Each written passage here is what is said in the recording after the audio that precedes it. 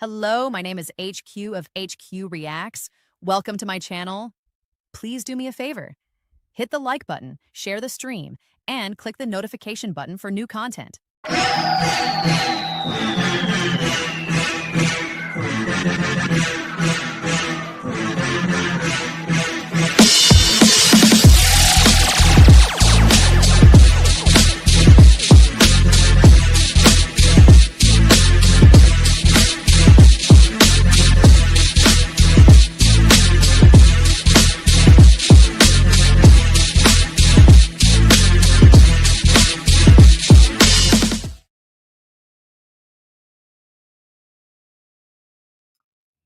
Hello, y'all.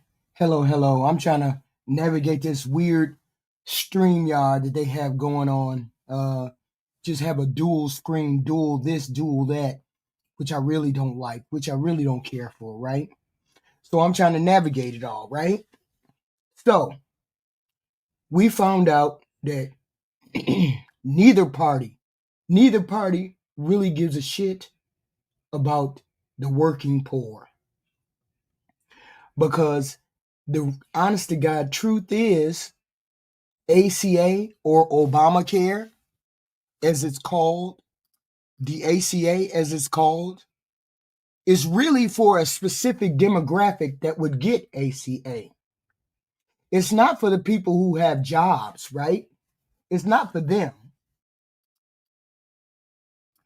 It wasn't for the poor, like the elderly, the handicapped, and X, Y, and Z. It was for people who had a specific amount of income. It just wasn't a lot of income. So I kind of figured that, but I wasn't sure, because most people can go into the ACA and they can apply for the ACA. Hello. Y'all come in. Hello. Hit the like button, please and thank you. Hit the like button, please and thank you. No, I'm not a brother. I just got the flu. And it makes my throat, my voice very deep.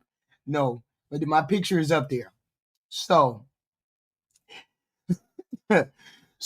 ACA is primarily a medical insurance for people that are in between getting Medicaid or Medicare and a regular insurance that people get from that. Like Walmart, they told me that Walmart people don't get insurance. So I didn't know, I didn't know whether Walmart got insurance. I didn't know they didn't get insurance. And I didn't know that they really didn't hire people full time. So you take that, for example, and they need health insurance, right? So that ACA bridged the gap between the people who don't work and the people who have a job that gives them insurance. Because most people have insurance through their job. But this ACA is designed for people who need that help, right? So, and it's called the Patient Protection and Affordable Care Act, or Obamacare, or whatever, designed, they got it done in March 2010. So they were on the way of making that ACA. They were going to make it a single payer, just like Medicaid and Medicaid, but because the Democrats always want to pull Republicans along. They always want to pull the Republicans along. They always want the Republicans to come on board. They watered down the ACA to get help from the Republicans, and the Republicans never voted for it. They never wanted the ACA to come into fruition. So now, and they know it, and that's the bad part. The Democrats know that the Republicans are not going to bend to the knee, give them anything when it comes to the ACA. So today we saw the very weak leadership in the Democratic Party. Weak as in mean weak as in meaning they don't stand for the poor people of this country ahead of their donors. Okay, ahead of their donors. So since they don't stand with the poor people ahead of their donors, that makes them weak. And this is why they capitulated today. Last night. I guess it might have been last night, right? So they gave in last night when they didn't need to. All the cards, they had all of the cards. The Democratic leadership had all the cards. Hey, T. Elizabeth, hey. The Democrats had all of the cards. They had just gotten off a fresh win from the Tuesday night. Okay? They had just gotten off a fresh win. But they decided that somebody got to Chuck Schumer, somebody got to all of the senators, all of them. They really don't want to help the poor people in this country. Okay? They really don't want to help the poor people in this country. And the problem is that we all get screwed. It's the people between the working class, the really working class, who get Medicaid and Medicare from their job, and the poor people. Okay? So now we're stuck. Here's the thing. Chuck Schumer gave up their position. They had them. They had the Republicans. Because what was the Republican? That's all they had to do. That's all they had to do was go home and say, I ain't fucking with y'all. Drip D8, you need to stop. You need to stop. Because if you can't think beyond your nose, ain't nobody talking to you. The whole point was blue can win in blue states all day long. The point was the margins was the whole shebang. That was the beauty of the win. If you don't understand margins, then you're dumb. Stop talking about blue winning blue. Everybody expected blue to lead blue. Everybody expected that. The margins, who voted for who, what demographic voted for what, is what's important. Stop saying the obvious. Starting to sound like a zombie. So here's the thing. The Democrats gave up the position of having the Republicans over the barrel. See, if you don't know you got somebody over a barrel, you don't know you got all the leverage over somebody, then you're going to fumble the ball. This is what the Democrats, the weak-ass Democrats, did. They fumbled the ball.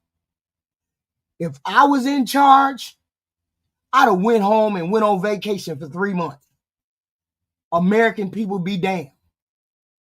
The American people gave them a mandate on Tuesday. The American people gave them a mandate on Tuesday.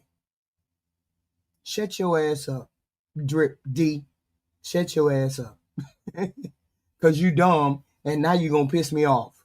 I'm already pissed that our dumbass, our weak-ass Democrats capitulated to this clown, this orange clown and his gang of thieves. Excuse me. I'm already mad that they capitulated to them. Okay? I can't wait. So here's the thing. They gave everything up for a promise of a vote. The Republicans have lied to the Democrats before. So I don't understand why they would have even believed any of those things anyway. I don't understand why they would have believed that the Republicans are going to give them a opportunity to vote on it. The Republicans have to bring the bill to the floor. Chuck Schumer cannot bring the bill to the floor. So they're waiting on the behest. They're waiting on the good graces of the Republicans to bring a bill to the floor that the Republicans don't even want to vote on. The Republicans don't even want to vote on it. They don't want to give you health care. They are standing on what they stood on in July. In July, they said they didn't want this bill. They said it in July. We don't want this Medicare. We don't give a damn about these people having Medicare. These people can go fly. And you have to remember, they're talking about the people that make between $15,000 and say $30,000. They're talking about those people who make between $15,000 and $30,000. They told those people to go fly in July. They said, y'all can kick rocks. We ain't supporting y'all in this ACA. And now people are piling on. ACA ain't no good. ACA ain't X, Y, and Z. Okay, so what are you all going to do with those people who were on ACA?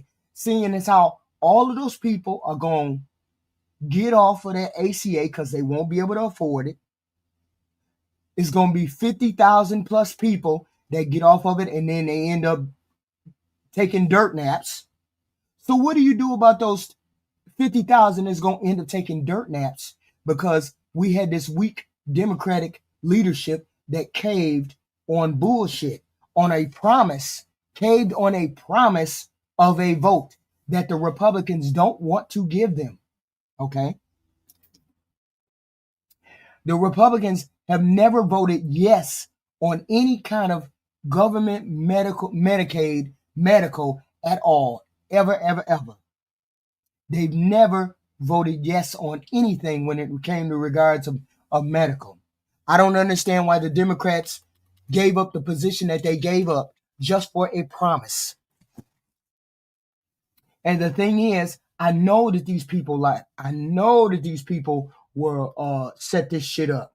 We know they set this shit up simply because the people that voted for this bill were either some people, 2 people or 3 people who had already won their seat, 2 or 3 people who are retiring, or 2 or 3 people who were going to vote for it anyway, who didn't give a damn.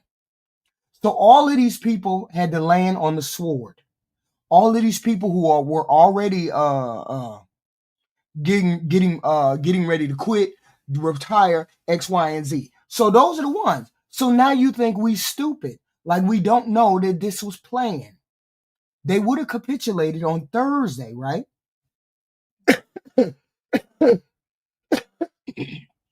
It's not for most Americans. Drip D, you're gonna have to start doing your research. We don't allow dumb shit in the chat. ACA is for people who make between 15 and 30,000. Of course, they're not going to be able to afford it when the premiums go up. But that's better. What they're paying for is better than what they're not going to have after December. Maybe you don't pay for it, but there's other people who need medical. Shut your ass up if you don't have no damn solutions. So these people gave it up for this ACA. Instead of all of them saying, instead of the Democrats saying with a weak position, they had, see, what does it say when you have somebody over a barrel and you don't know they have somebody over a barrel? Like I said, I would have walked in and told them, you need 60 votes, right? If you need 60 votes, you better come over here because we ain't bending. We ain't talking to y'all. We not having a conversation. I'd have turned around and looked at all the senators and say, hey, 3-month vacation. We having a 3-month vacation. We ain't talking to them until they come over here and tell us that they're gonna put the ACA subsidies back into this bill. We ain't talking to them. So don't call me. Don't call my office. Do all the negotiating between you and Donald Trump. When y'all come back and talk to us about that ACA and putting it back in the bill, present a bill to us that has the ACA in it. Then we can talk to y'all. Okay? The whole point is they capitulate. They threw us under a bus. No, they didn't throw me under the bus. I don't know how. We don't know how these ACA we don't know how this subsidies ending is going to affect regular people who get regular medical through their employer. We don't know how that affects us at all. We do know that the people who make between 15 and 30,000 are the people that normally are on ACA. Okay, those are the people that are normally on ACA.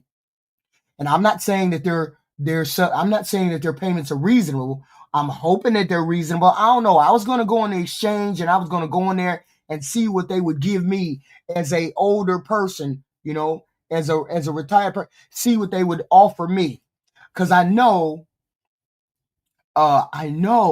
that somebody that's making X, Y, and Z can possibly get on Medicaid, because I know that they extended it. They had extended it, right, to expanded the eligibility for the public program, the Medicaid. Okay. So it was a bunch of marketplaces called exchanges, right? So individuals and families could buy insurance. And people keep saying, oh, well, it went up. It went up. It went up because of yes, they had the cards. The whole point was they had the card. If I tell you I'm not coming to the table, no, wait a minute, hold on. You're the person that's in charge of everything. The public is blaming you for everything. And you want me to help you so the pain or the everything will stop. But you want me to help you. I'm not coming over there to help you till you do what I say, until you do some of the things that I want you to do. Okay? So they had all of the cards. And then when we won all of the elections, we won all of the elections on Tuesday. We had even more of cards. Even more cards. You see there? You see Republicans? America blames you guys. You guys need us Democrats. We ain't coming over there till you put them ACA exchange subsidies back into this bill. They had them over a barrel, and then they just gave it back. That's wild. They just gave it back. That's the way most of us Democrats are looking at it. You gave it away. Okay? That's the whole point. They gave it away. What is why women should not be in charge? What are you talking about, Black America? What are you talking about? The whole point was to force them to fix ACA. We already in a recession. Convergence. We already in a recession. What do you mean? We would have been official or not. We're already there. Just because you're not calling it that don't mean we ain't there. They got nothing. If you can just close, if you can just stop, if you can just go back and if you can just close down right now, if you could just close down from on strike right now, then why the fuck didn't you just do it on the first week and get it over with? You could have got the same garbage that they got the second week. They didn't get anything for the 40 days that they were down. That's the whole point. What is the point of holding people hostage if you were going to capitulate to a certain point? Oh my God, everybody's hurting. Oh my God, we're going into a global recession. Oh my, you knew that before you went into this shutdown. You knew that. You knew it was going to be a global recession. You knew all of this. So why back out now? Why not just capitulate on the second day? Why not just say, fuck it? Oh no, we gonna have too much. No, you took 40 days and 40 nights of nothing, and then you got nothing. We could have been done with this 2 weeks in. We could have been done with this with a weekend. Oh no, let's just Let's just stay for 2 weeks, and then we just gonna show them 2 weeks worth of resistance, and then we're gonna give it up. Okay. The Republicans are getting blamed for it. Now these weak ass Democrats get blamed for it. Here, let me show you. What did they get? What did they get for this? What did they get for this? Spending bill passes, they get SNAP benefits. They did halt the reduction in force notices, the mass layoffs the Trump administration conducted during the shutdown. But that wouldn't have happened if the government wasn't shut down, or at least not in the same form. They got nothing on ACA subsidies. They got a vote in the Senate. There's no vote scheduled in the House. There'll be some efforts to get a vote in the House, but Mike Johnson has been abundantly clear that that's not something he's interested in doing. So I do agree with Allie that Wednesday does feel a bit quick for a package of this magnitude. But the speaker said he wants everybody to be back within 36 hours after a Senate vote. And again, it's tough to see Democrats just falling in line, but that jet fumes dynamic after being in session for so long is going to be very strong. So these people right here were the ones who capitulated. Right here. He's retiring. He just got reelected. One of these people are retired. He's retiring, I know. He don't give a damn. One of these ladies is retiring, and the other ones just got reelected. So you picked all of your least vulnerable people, to fall on the sword. So you think we were dumb that we knew what was going on as soon as you said you caved. So all of this 40 days and 40 nights. 40 days and 40 nights didn't mean anything. It didn't mean anything. We could have gave up in 2 days and been done. So now people get nothing. So now we got 50,000 plus people who gonna be taking dirt naps. 50,000 people that gonna lose their lives. People gonna get kicked off of Medicaid, Medicare, ACA, all of that. And you have a lot of people saying, "Oh, ACA ain't no good. ACA X, Y, and Z ain't no good." Well, that's better than anything. It's better than nothing. Okay, before ACA came along, people couldn't get any kind of health care. People was just in the street. Medicaid had not been extended. Okay, in ACA, Medicare is extended. Medicaid is extended. The whole point is, why can't you all fix ACA? But they don't want to fix ACA. Nobody wants to fix ACA except the Democrats, and they're not in charge. So as long as the Democrats are not in charge, ACA won't get fixed. So all of those people are going to lose their health care. HQ, are those 50,000 people more important than the people that were working? Yes, those 50,000 people who are going to die are more important than the people that are working without insurance. Obviously, that's an obvious yes. What do you mean? Okay. So the whole point is, all of those people, the point is, those people are going to get off of ACA. They're not going to be able to afford it. They got preconceived conditions. They got pre-existing conditions. They have chronic illnesses. They have X, Y, and Z. Yeah, it's some weird. I don't understand what's going on. It's some weird shit to healism. I don't understand what's going on. I was trying to figure it out. I didn't want to dual stream, but apparently that's it. Won't be cut. Medicaid and Medicare won't be cut. Medicaid and Medicare was cut in July, drip dummy. It was cut in July. Get into the game. Be quiet if you don't know what you're talking about. That was the part of the ACA. Shut up. They cut some of the Medicaid and Medicare and ACA in the summer already. Shut up, Drip, if you don't know what you're talking about.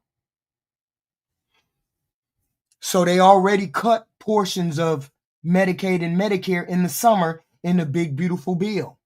Those were the things that they wanted them to put back into the bill so that people would be able to get medical insurance. Okay. So that they would be able to continue with their Medicaid and Medicare and ACA. But all of that has already been taken out. The subsidies for ACA and a portion of the Medicaid and Medicare. So all of those people are going to lose. The people who were on ACA are going to, their premiums are going to go up 3-4 times. So off the rip, if I'm paying $400 a month for insurance and now it goes up to $1,200, obviously I'm going to drop the ACA. Regardless of whatever medical condition I got, I can't afford the $1,200. And these subsidies, this ACA is tailored to people between 15 and 30,000. The bulk of the people are 15,000 to 30,000. So you know they don't make no money. So when their premiums go up because the ACA subsidies are not there, then that means that 50, 60 millions of people are going to be kicked off of ACA and Medicare and Medicaid. And so that's where the people who are going to be sticking, croak, those are the people that are going to be off, lose their lives. Those are the people there. Okay. When I say people are going to lose their lives, that's what I mean. When they drop the health insurance and they have a vote, don't get me wrong. The Republicans promised the Democrats a vote. Okay.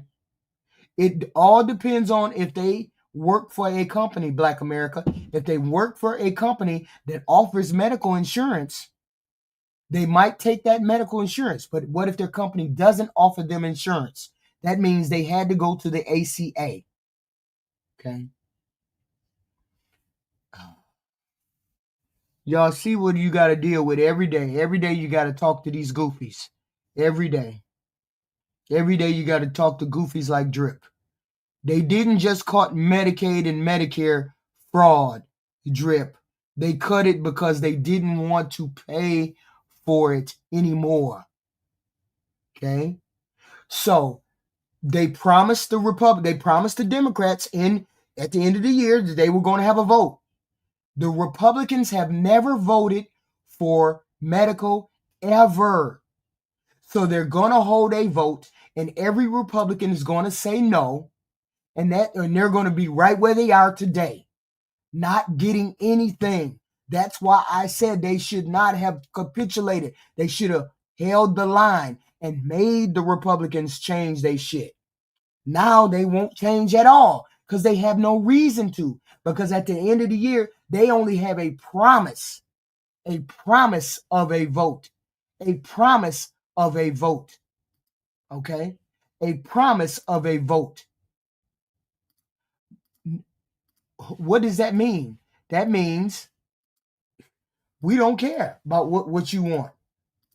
Standing up to Donald Trump didn't work. It actually gave him more power. And then, so standing up to Donald Trump didn't work. It actually gave him more power. And then, so standing up to Donald Trump didn't work. It actually gave him more power. And then, so standing up to Donald Trump didn't work. It actually gave him more power. And then, and this is the criticism that people have always offered against Vote Blue no matter who, which I think it's complicated, I think it's conditional, but the fundamental argument is correct. The fundamental argument is if you have no standards for which Democrats you elect, you'll just accept any old Democrat as long as they're not a Republican. This is going to keep happening. Right. This is why you have to go as hard against the Democrats as you do the Republicans. He's not even technically a Democrat. Democratic caucus, whatever you prefer. You understand the sentiment, you know? Either way, they're taking the blame for this one. Oh, man. The group of moderates who broke ranks and voted with Republicans on the legislation to fund the government and hold a later vote on extending Affordable Care Act tax subsidies that expire January 1st. Senator, thanks so much for being with us. Why did you decide to vote with Republicans to open the government? Well, Joe, you have to go back to what the strategy was at the beginning of the shutdown. There were two goals, both of which I support. One was standing up to Donald Trump. The other was getting some resolution on the ACA premium tax credit issue. The problem was the shutdown wasn't accomplishing either goals, and there was practically, well, there was zero likelihood that it was going to. In terms of standing up to Donald Trump, the shutdown actually gave him more power. Exhibit A being what he's done with SNAP. Yeah, he was SNAP doing benefits great across the country. Oh, yeah, I got a better one. I'm sorry. Hold on. I got a better one. This is the real Democrat right here. Here we go. Hold on. Oh, okay. Oh, here we go. Here we go. Some people would think that this is a capitulation if you only agree to a standalone vote. Need to understand how the Senate works. Yeah, I don't know how to fix that. I don't know how to fix the double stream. Standing up to Donald Trump didn't work. It's been 6 weeks. There's been the Republicans made it clear they weren't going to discuss the health care issue, the Affordable Care Act tax credits until the shutdown was over. See, they weren't gonna talk about it. The Republicans didn't want to talk about it. They didn't want to they didn't want to re-up the Medicaid or the Medicare, or they didn't want to give nothing. Okay? But here's the thing. Your shit had to be bigger than theirs.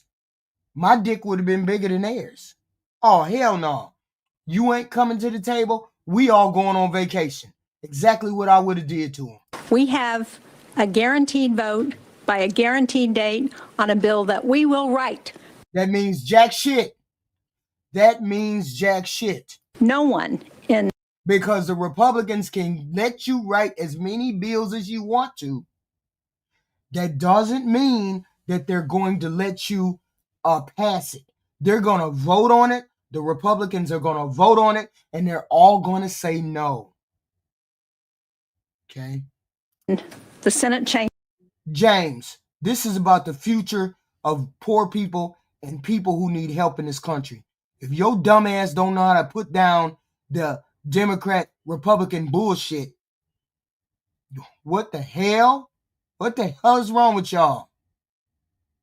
The hell is wrong with half of y'all? Chamber wants to extend the ACA tax credits more than I do. This is the beginning to show and fight for Americans across the country. It ain't gonna be none of that shit. They ain't gonna fight for jack shit. There's nothing to fight for. We have an opportunity also to put Republicans on the record. They're already on record. They're already on record. They went on record this July and said they ain't giving y'all medical or Medicaid. They don't care whether you die or get broke off. They not giving you medical or Medicaid. They don't care. The Republicans don't care. And they said the Democrats seem to think getting a promise for a vote in December or beginning January means anything. It means nothing because all of the Republicans are going to vote no. And they're in the majority, which means it ain't going to pass, which means today is the best that you could have got and you got nothing. On the ACA, are they committed to doing this? Those were some of the excuses from the 8 pathetic Democrats who capitulated to Republicans. But according to them, this was actually a win, and we're all just too stupid to comprehend the 4-dimensional game of chess that they're playing. But if you're mad that they caved, don't you worry, because when funding expires at the end of January, they might not support funding then if Republicans go back on their promise for a vote on the ACA subsidies in December. If the president doesn't agree and Republicans block the extension of ACA subsidies, would you guys be willing to vote again against government funding in January when this funding runs out? That's certainly an option that I think everybody will consider. Oh, I bet the Republicans are shaking in their boots at that kind of threat. Like, they just beat you in a game of chicken, but I'm sure that they expect you to hold strong the next time that there's a funding showdown, and they expect you to not capitulate like you always do every single time. And I want to be very clear about what these Democrats did. They effectively voted with Republicans to double and triple our healthcare premiums. People are going to die because of this capitulation. Because even if John Thune gives them the vote that he promised in December, which it's not going to happen, but I mean, even if it does happen, there's no guarantee that it's going to pass, which is why the shutdown was so important, because it was your leverage to get Republicans to vote affirmatively to extend the ACA subsidies that are expiring. But now they don't have to vote for shit because Democrats gave up their leverage. And to add insult to injury, Republicans didn't even agree to a vote in the House. In fact, here's what Mike Johnson said when he was asked whether or not he would allow a vote in the House if Thune struck a deal with Democrats in the Senate. No, because we did our job, and I'm not part of the negotiation. The House did its job on September 19th. I'm not promising anybody anything. I'm going to let this process play out. In other words, it's over. They folded. They gave up their leverage, and now our healthcare costs are going to go up because of what they did. They fucked us, even though they had momentum after Tuesday's election. Trump literally admitted that the showdown was hurting Republicans more than Democrats, but what did they do? Well, they chose to throw it all away, probably because their donors told them to end the shutdown. And now nobody's going to believe that Republicans are responsible for the shutdown, because the question is, well, okay, why didn't these 8 Democrats just vote 40 days ago to reopen government? Whereas if they held strong and got Republicans to buckle, then it would be, well, why didn't Republicans just vote to extend the ACA subsidies 40 days ago? But that's all out the window. And if I had to guess, I think that they were already planning to capitulate, but they wanted to wait until after the election so that way their base wouldn't be too pissed off before they cast their votes. But another element to the story that is disgusting is the gaslighting that these Democrats are engaging in. The 8 Democrats who caved, they're not up for election until 2028 or 2030. One of them, I believe, Jeanne Shaheen, is retiring, which is long enough for voters to forget this betrayal. And even though... Do you honestly think this is an L? Do you think this is an L, Osmos God? Are you that pathetic that it's an L for me instead of it being an L for the American people? This is the shit you Republicans do. You don't stand for nothing. This is an L for all of American people who don't have any health care, for all of the poor people. Stop coming over here caping for rich people, Osmos God. Stop doing that. You maggots make me sick when you come over here and cape for rich people. This is an L for all the poor people. What the fuck are you talking about? L for me. Are you mad? Are you mad? Chuck Schumer put out videos insisting that he was voting against this funding package. He's the one who gave them the green light behind the scenes, as journalist David Dayen reports. And nobody set the subsidies to expire. It extended, the law extended them only until this December. It wasn't the Democrats.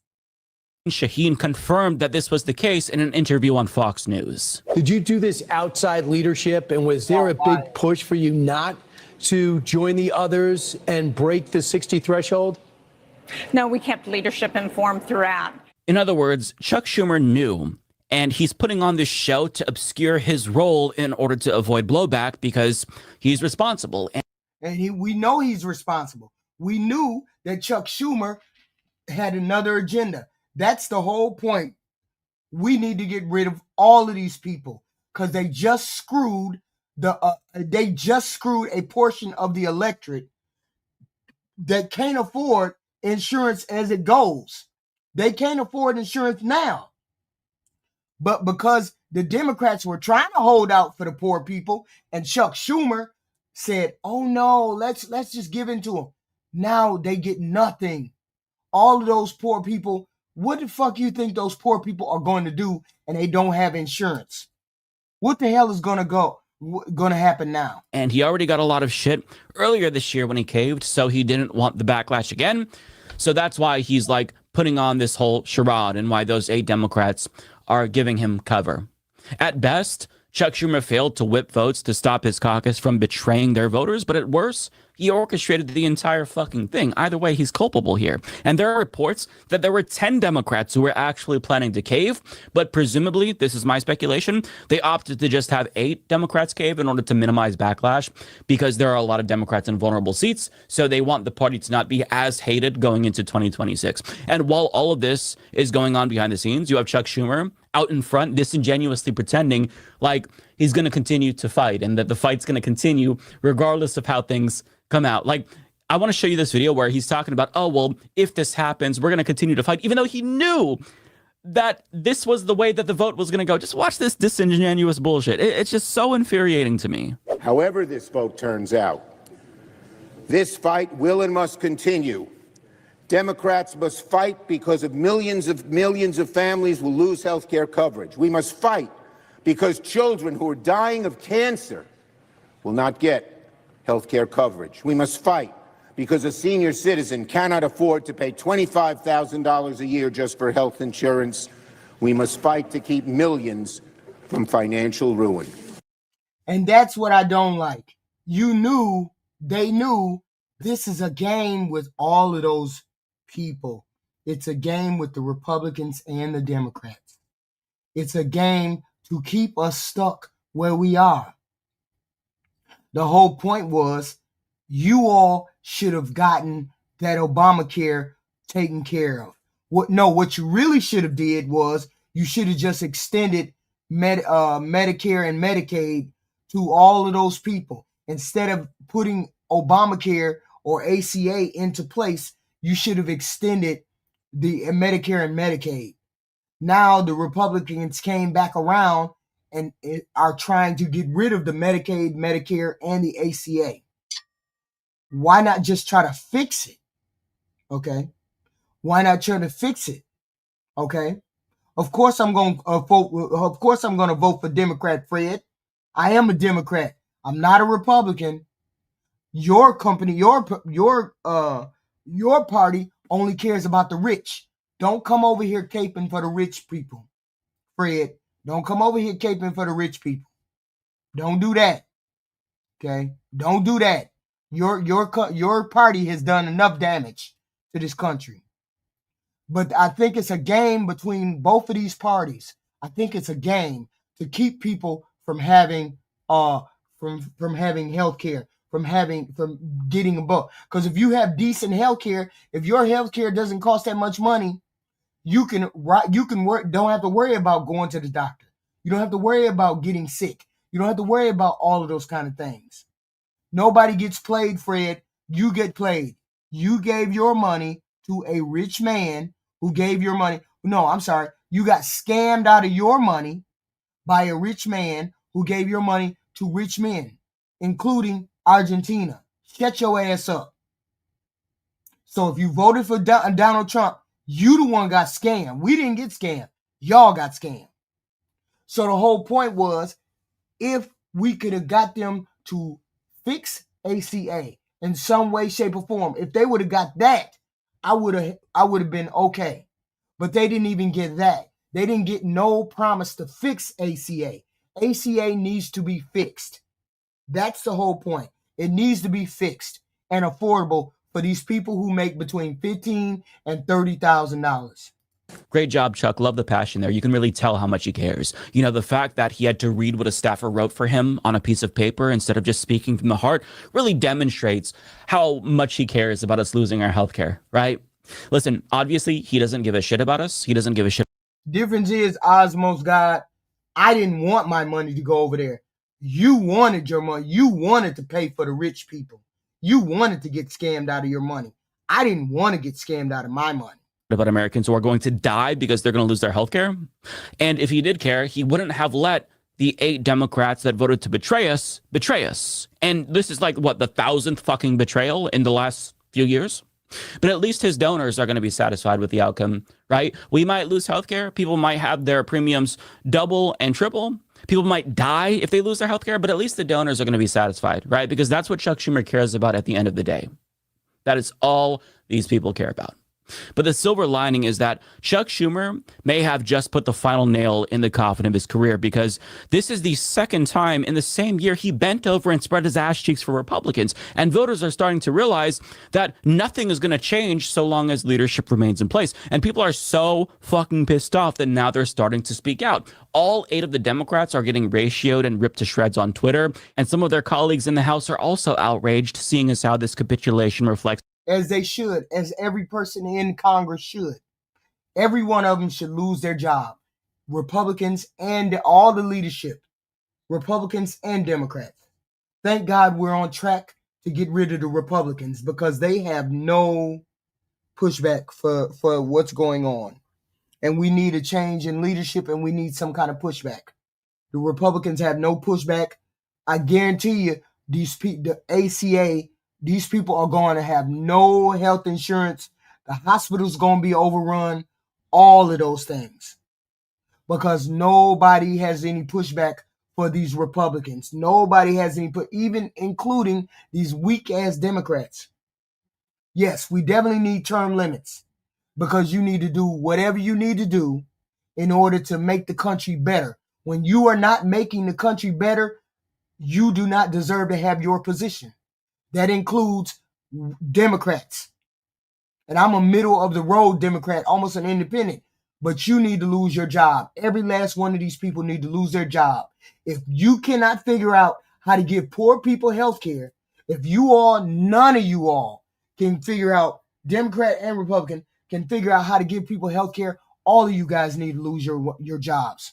All of y'all need to lose your jobs. Poorly on the entire party. Axios reports that everyone's furious, from elected Democrats on the left and center to Democratic adjacent organizations like Move On. Becca Balint of Vermont said it was BS and says people need healthcare, damn it, not some lame promise about a mythical future vote. They continue, people are furious, a centrist House Democrat speaking on the condition of anonymity to share details of internal discussions told Axios. It's an awful deal and a total failure to use leverage for anything real. Another Democrat told Axios there is near universal frustration and that everyone seems to be united, that we should be opposed, and that this isn't a good deal. So there's near universal condemnation within the party, and just to demonstrate how badly these 8 Democrats fucked up, even Ezra Klein, and get this, Matt Iglesias condemned them for caving to Republicans. Do you know how badly Democrats have to screw up to be condemned by Matt Iglesias?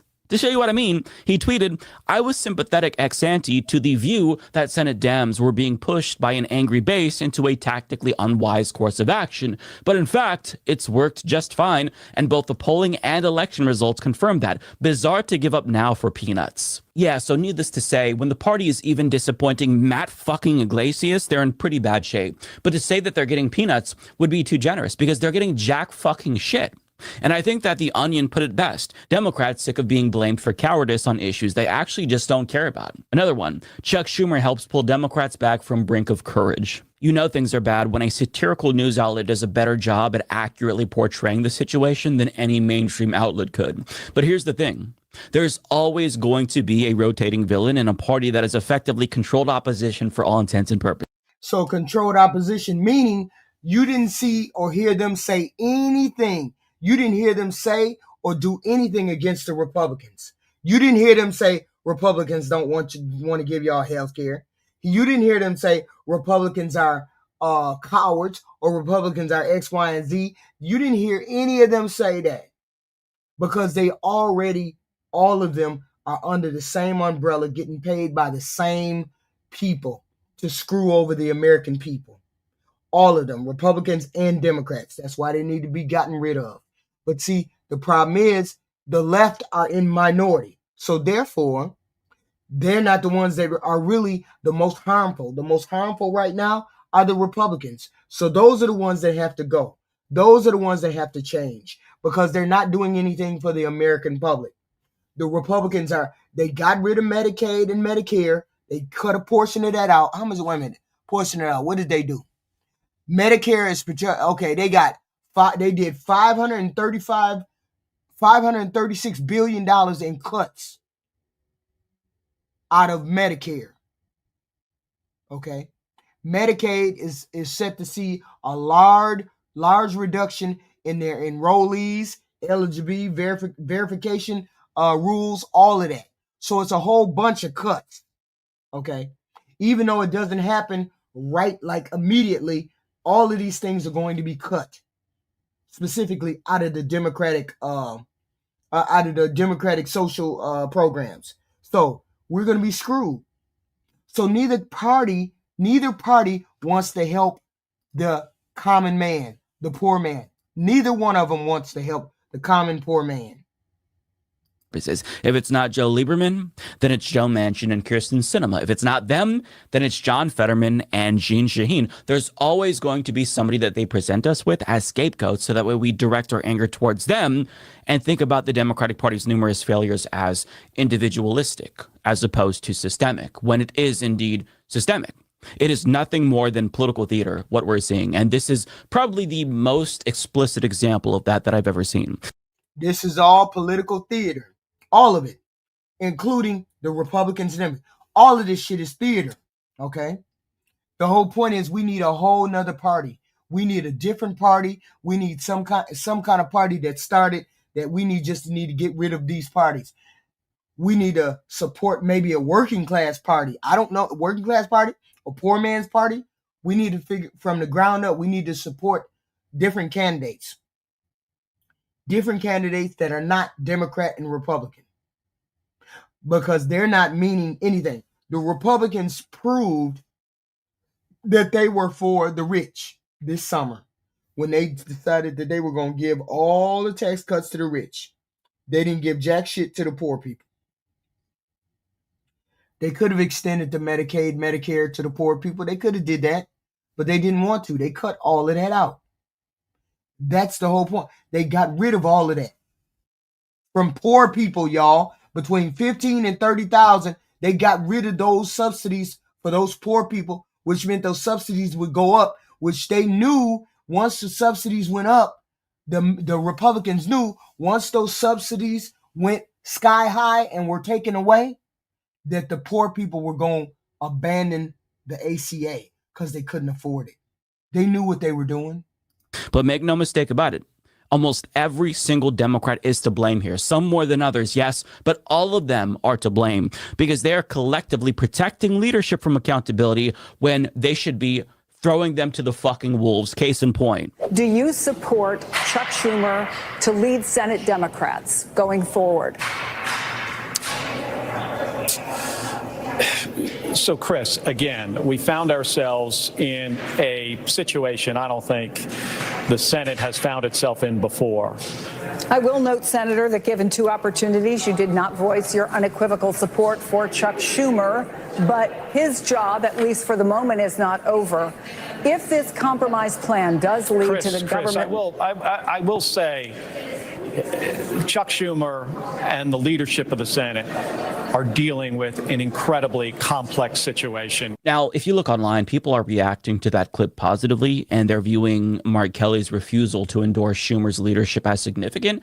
But personally, I regard it as cowardice and spinelessness, because he is not saying what he should be explicitly saying, but he's not alone, because even Bernie Sanders, like others, are blaming the 8 Democrats, which they should do, of course, but he's not naming Chuck Schumer or calling out leadership's failures altogether that got us to this point. And even though Hakeem Jeffries kept his caucus together, he's still defending Chuck Schumer and agreed that he's an effective leader that should keep his job. And even though that's objectively untrue, Hakeem Jeffries knows that he needs to defend Chuck Schumer, because if Schumer falls, then he knows he's next.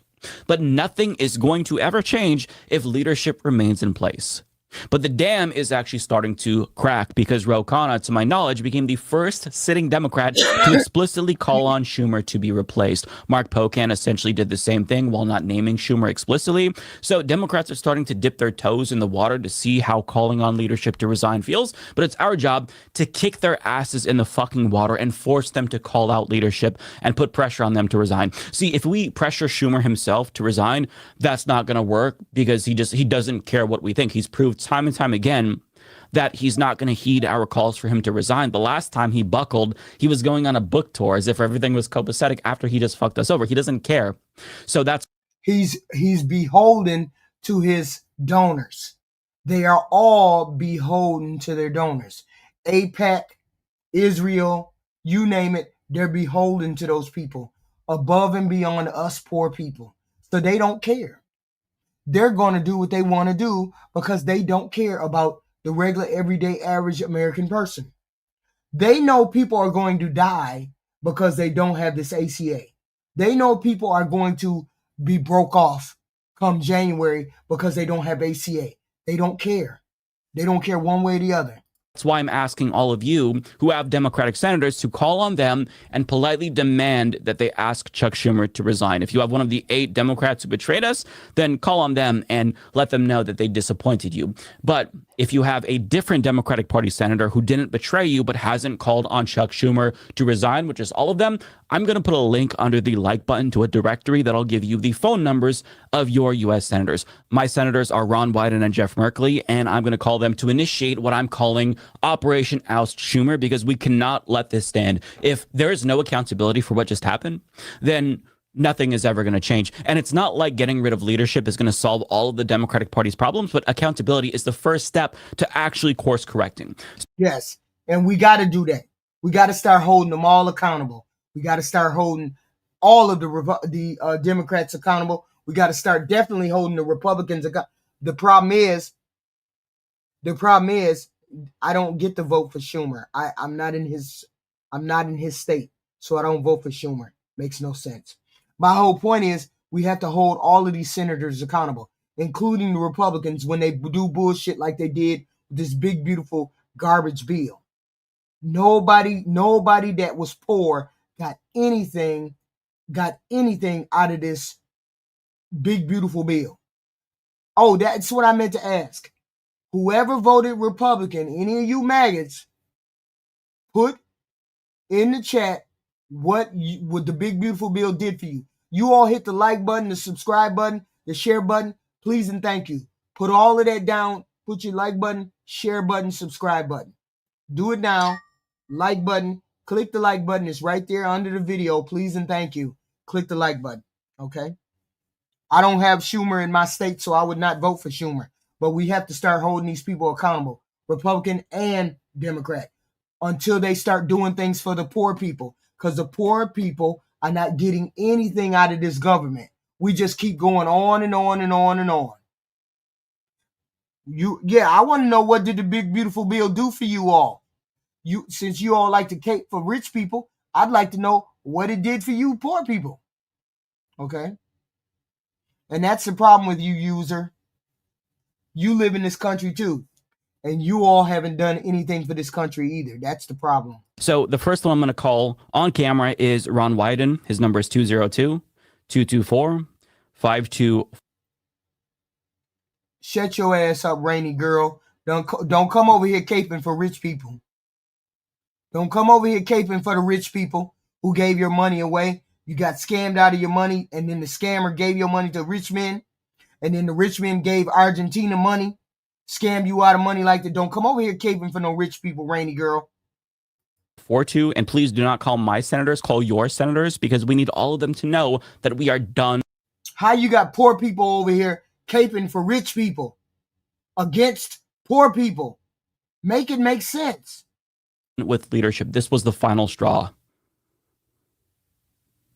Welcome to Verizon Wireless. Your call cannot be completed as dialed. Please check the number and dial again. Announcement for welcome to Verizon. All of our money got, no, the difference is, Fred, I didn't get scammed.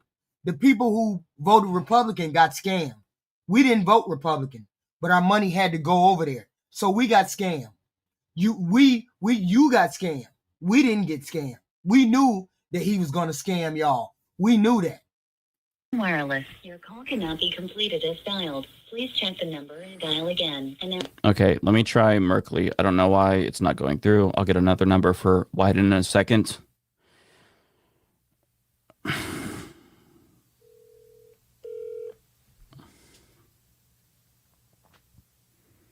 Calling his representative.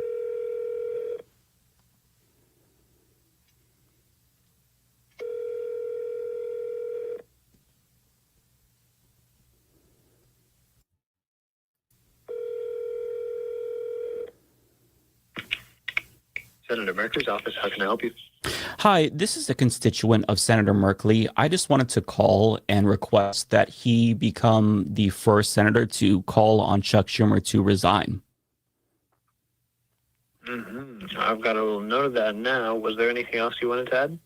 Yeah, while I'm at it, if he could sign on to Senator Chris Van Hollen's legislation to do an arms embargo on the UAE for funding the RSF, which is committing genocide in Sudan, that would also be really great as well. Okay, I'll make a note of that one. Thank you. And thank you for calling in today. Yeah, thank you so much. And please tell the senator that I'm pleased that he's one of the best senators in the country. But I think that it would be awesome if he got the ball rolling on getting rid of leadership that is just not getting it done, to put it mildly. I hear you.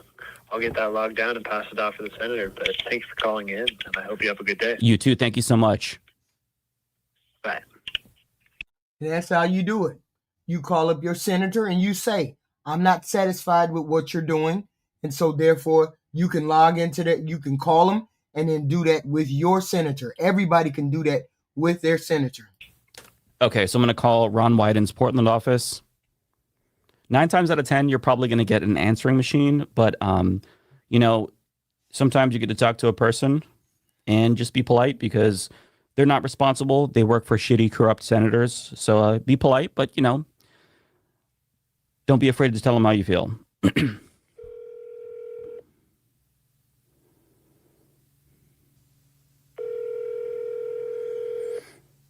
Yeah, but that's better than the calling. The calling can be logged and they can log the calls. Nobody said it was going to do X, Y, and Z. But the whole point is to get get millions of callers on record. Get people on record as calling to say they're dissatisfied with their they're satisfied with their leadership, instead of being just sheep and not doing anything. Well, that's all we have are people bitching and complaining. Oh, it's always gonna be this way. We can't do anything. We don't with X, Y, and Z.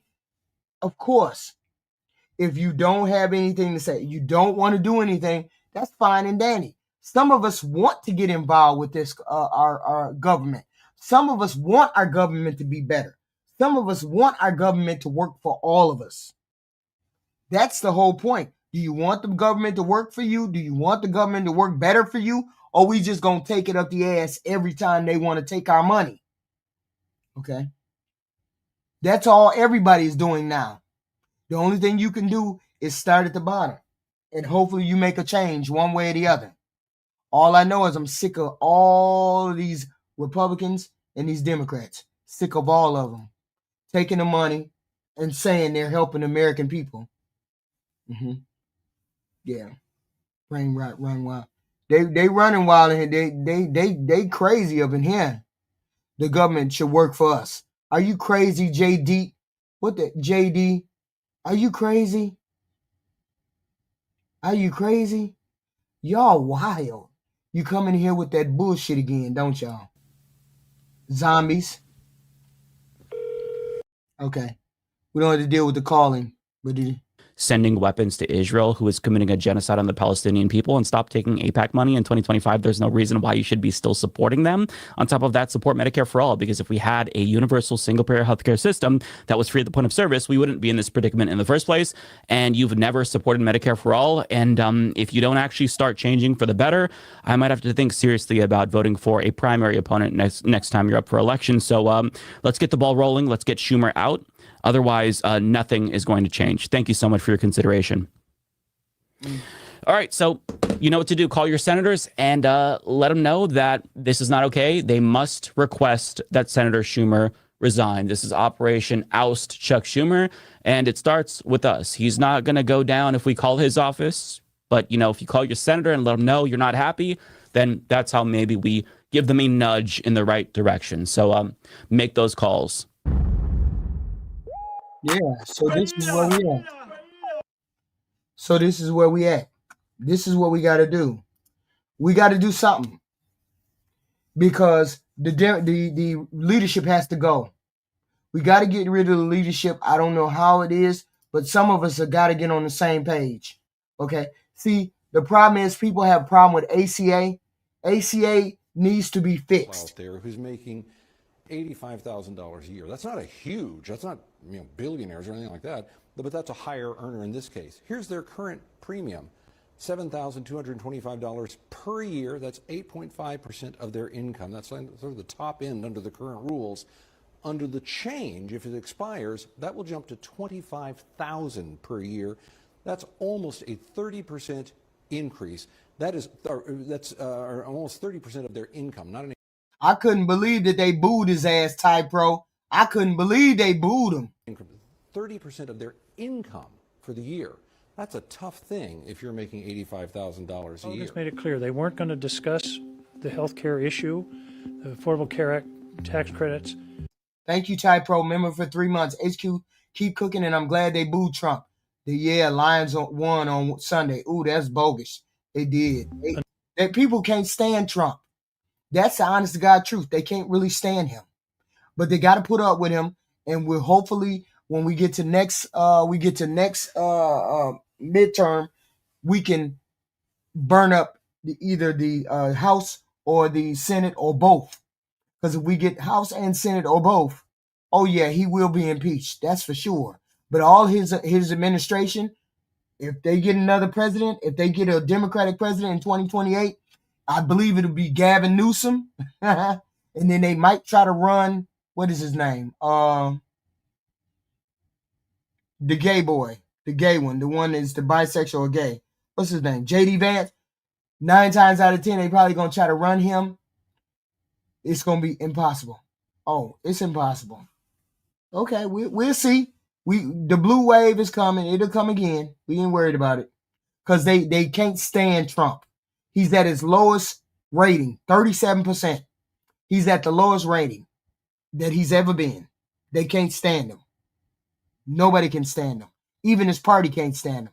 That's why they fighting. That's why they over there fighting now. That's why you got Nick Fuentes over there fighting with the Shapiro and what is it, Candace Owens and all of them goofy people.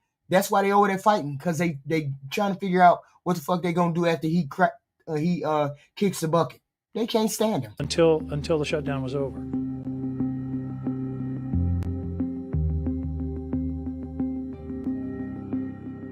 My vote today was to do 2 things. One is to make sure that the government is functioning so that our kids eat, so that our elderly citizens eat, so that our air traffic controllers can get some sleep and earn money, get paid while they are working, and continue the fight to a realistic platform to get the premium tax cuts done.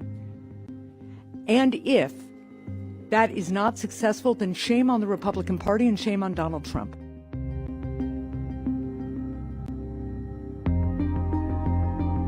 Most of us up here in the group of 8 that voted for this tonight have voted repeatedly with the Democratic strategy, but after 40 days, it wasn't going to work.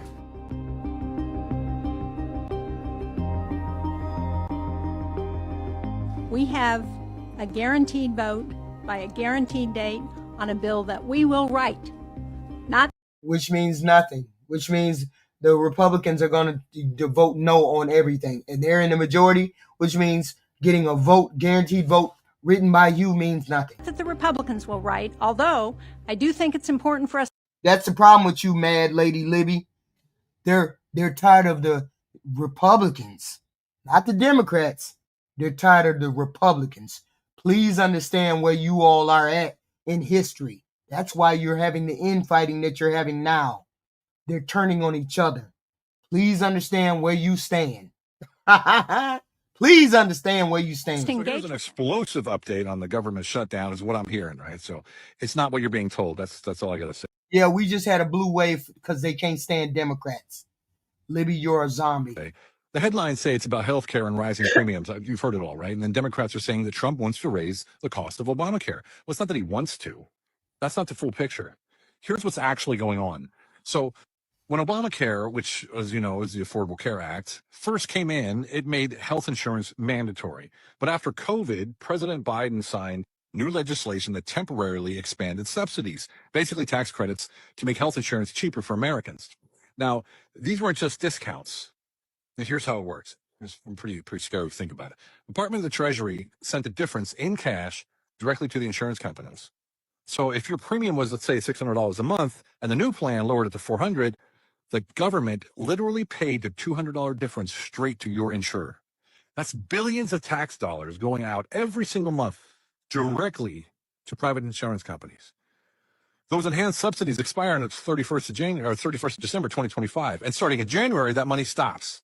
And when it stops, premiums go back up fast. Millions of Americans will suddenly see their costs go up by 20 or 30% or more. So we got to do something.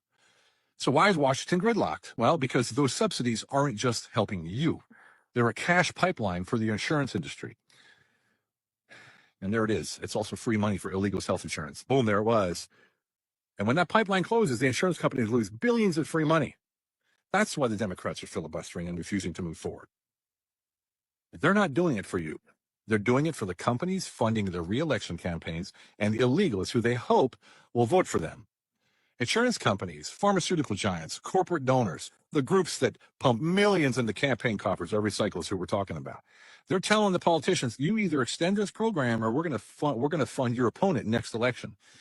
And that's exactly what's happening. The Democrats are shuffling. So the government stays shut down. The American people get held hostage, and the money keeps flowing. Not to you, but to the middlemen. So let's call it what it is. This shutdown isn't about protecting Americans.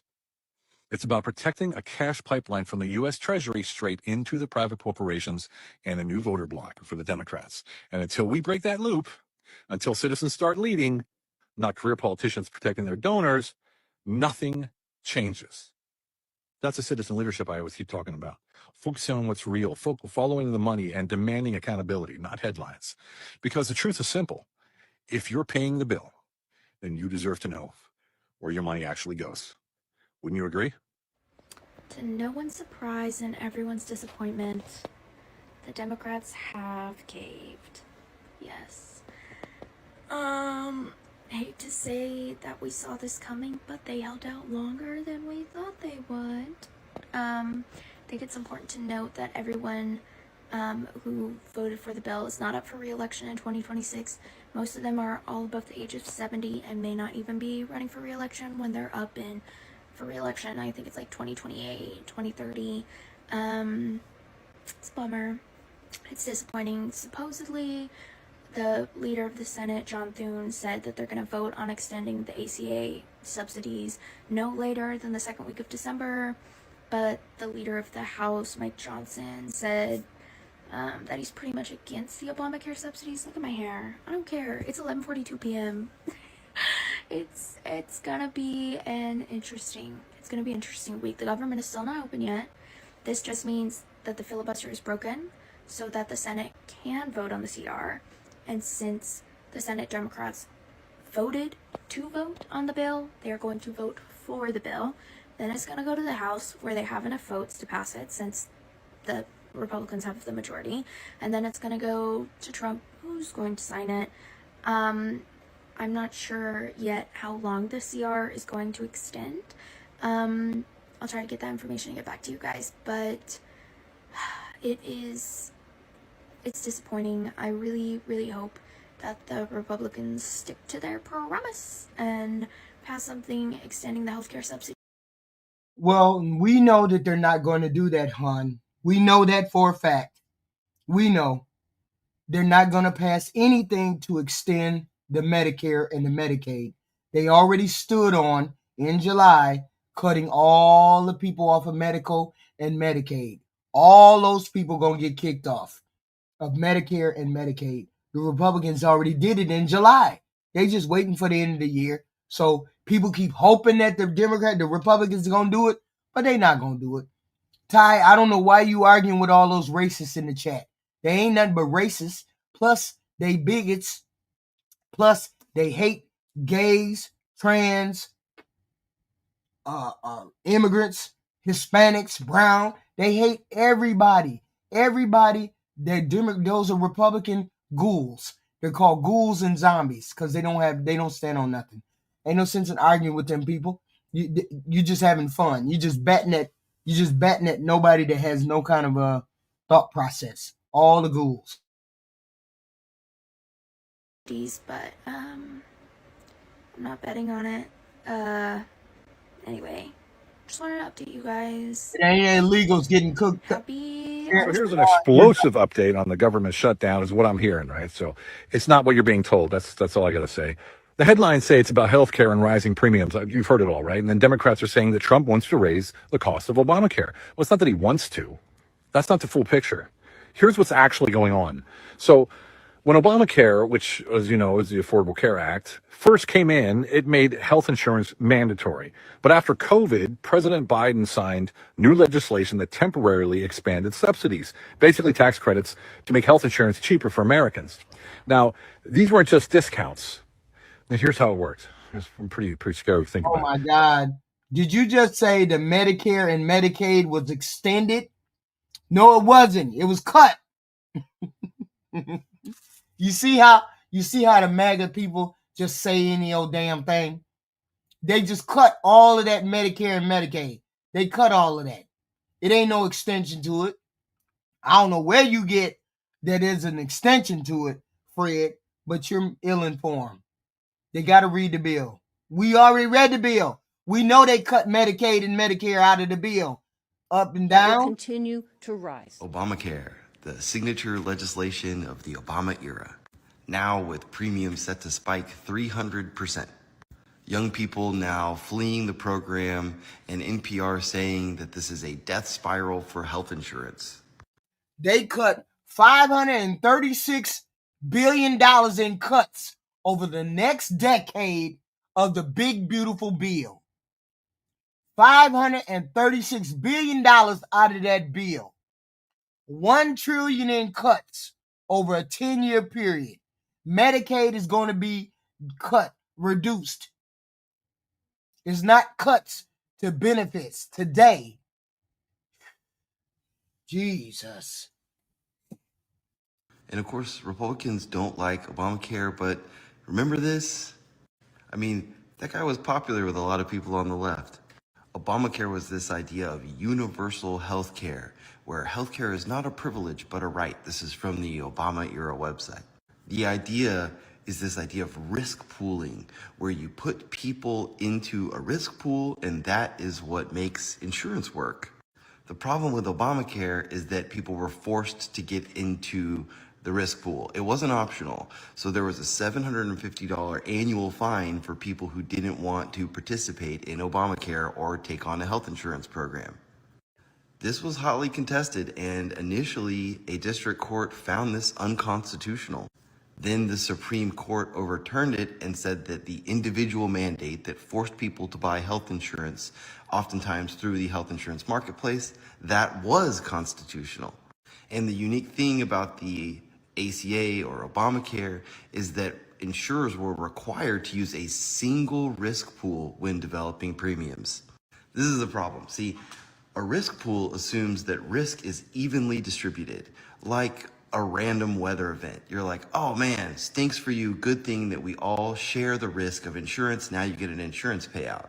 See, that's not the way it works in healthcare, because we know that things like healthy lifestyles are the most controllable and influential factor in chronic disease, which consumes about 90% of our 5.3 trillion annual healthcare spend.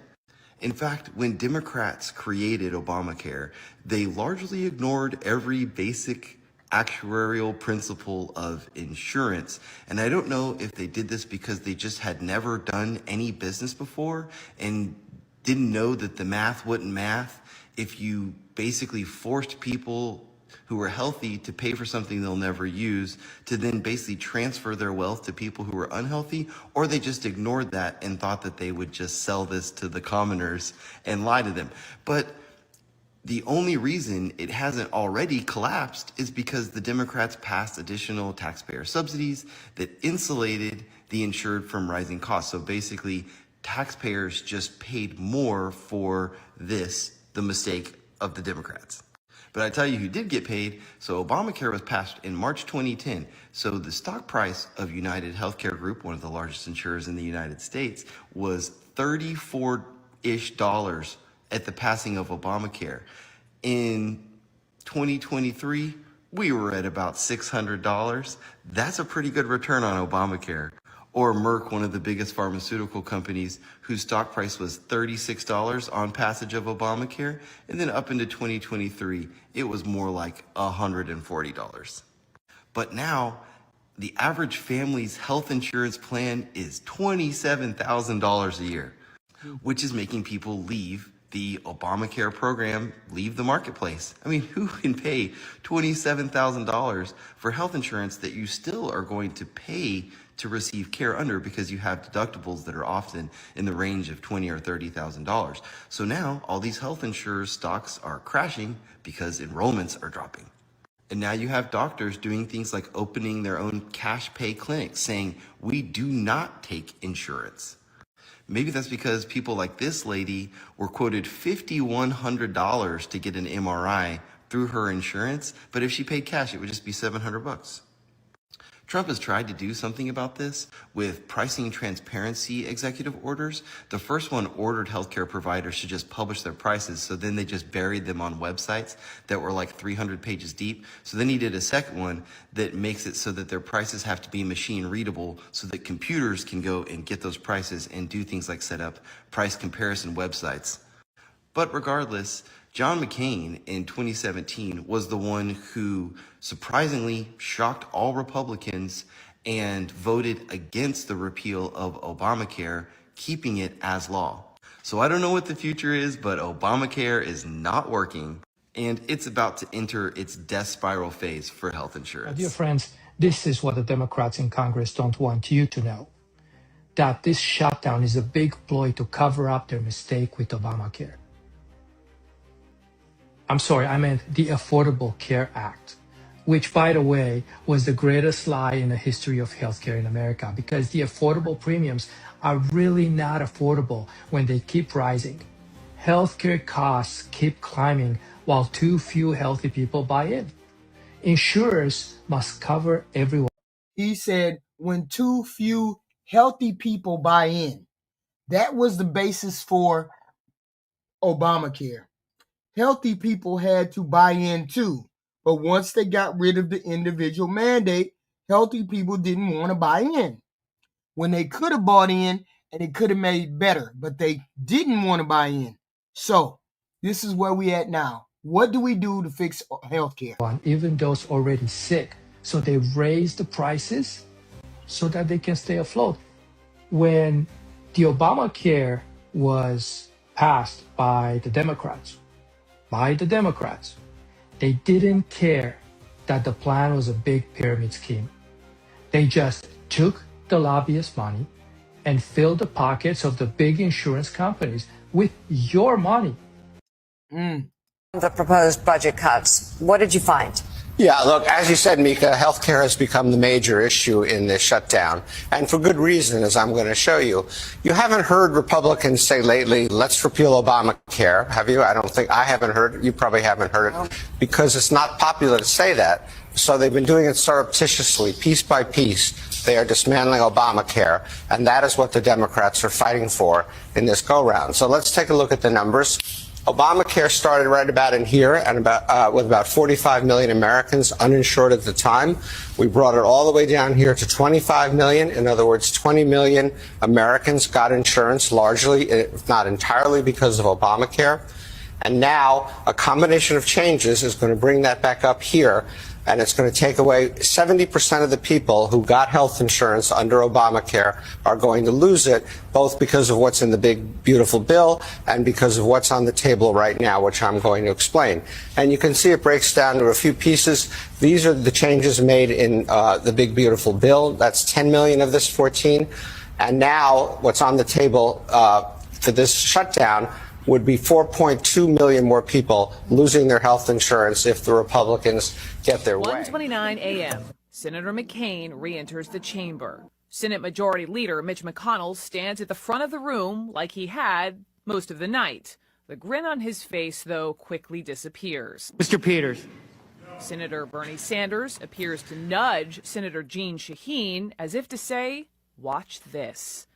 McCain waves his hand to get the attention of the Senate clerk, pauses for just a moment, and gives a dramatic thumbs down. An audible gasp on the Senate floor, and then commotion. Some Democrats can't contain their excitement. Senator Elizabeth Warren leans in to get a better look and breaks into applause. Senator Dianne Feinstein, a single assertive clap. Senator Sherrod Brown slams his hand on the desk in affirmation, while some Republicans, like Senator Marco Rubio, stare in disbelief. Senator Bill Cassidy drops his head. Senate Minority Leader Chuck Schumer turns and waves his arms, apparently trying to quiet them, as Senator John McCain turns around and walks back to his chamber desk all alone. Mr. Reid. Everybody rock with me because I'm up now. Took your girl and I'm scoring like the process has been developed. It is impossible to delay the votes that are going to take place. And if that were not the case, that is certainly what I would do, because I think it is important that the American people fully understand what is being voted on today. Everybody in America knows that our current healthcare system is broken, it is dysfunctional, it is cruel, it is by far the most expensive healthcare system in the world, and the only healthcare system of any major country that does not guarantee healthcare to all people as a human right, covering every man, woman, and child. We are unique in that respect. You all hit the like button, please and thank you. Hit the like button. I need you to hit the like button, please and thank you. Hit the like button, subscribe to the channel, please and thank you. Hit the like button, subscribe button, share button, please and thank you. And yet tonight, what this Senate is about to do is make a horrific situation even worse. So let's be clear what this vote is about. If this vote succeeds, over 20 million Americans are going to see at least a doubling in their premiums in the Affordable Care Act. In my state of Vermont... Good morning, everyone. State Representative Acton Bain, the Democratic nominee for the 7th Congressional Special Election in Tennessee. Don't have the tiny mics because they are currently under my very chonky cat, and the cardinal rule in our house is that you do not disturb her when she is sleeping. So, but anyways, I went to bed early last night because I've been sick, and I woke up to the government shutdown possibly being ended, allegedly. But what last night shows us is we need a new generation of leadership in Washington. Career politicians have absolutely failed us. The 8 Senate Democrats who voted with the Republicans to cut a deal means that the Senate gets a vote on extending the Affordable Care Act subsidies. But currently Speaker Johnson has not agreed for a vote on this, to vote on this in the House. So that is why this race becomes so much more urgent, that healthcare is on the ballot. If we can pull off this victory on December 2nd, it'll absolutely stun Washington. If Van Epps wins, there will be no pressure on Speaker Johnson to let that vote happen on preserving the Affordable Care Act tax credits. But if we win, it changes everything. So as they said in Jurassic Park, hold on to your butts. Let's get out there. Early voting starts this Wednesday. Once again, we have a special congressional election in Tennessee. It's the last red to blue flippable seat in the entire country, and early voting starts this Wednesday. The reason that we are trying to take action now on health care is because people's premiums are going up this coming week by letter. I'm struck by the extent to which sort of DC brain has infected us all, where we think that this is some sort of cooked up demand. I got a text from a buddy of mine. He got a letter, 40% increase for his father's premiums. This is not a talking point. This is not an allegation. This is literally what's happening. And 40%, you should be lucky if it's a 40% increase. The average increase is going to be 114%. And so the time to solve this problem is now. Open enrollment is now. Letters are going out now. Now, some insurance companies are sending out letters saying, your rates are increasing, but we're not sure by how much. And some insurance companies are being jawboned into not even sending letters at all. Now, there is only one thing worse than your rates going up on January 1, It is not being told until December that your rates are going up on January 1. People are going to lose their health care. This is not a joke. This is not a political talking point. This is what's going to happen across the country. The idea that this is some Democratic priority or independent priority or Republican priority is nonsense. Tens of millions of people are specifically going to see a 114% increase, and everybody else is in the same risk pool. And so all we're saying is, look, this is a very damaging issue for Republicans.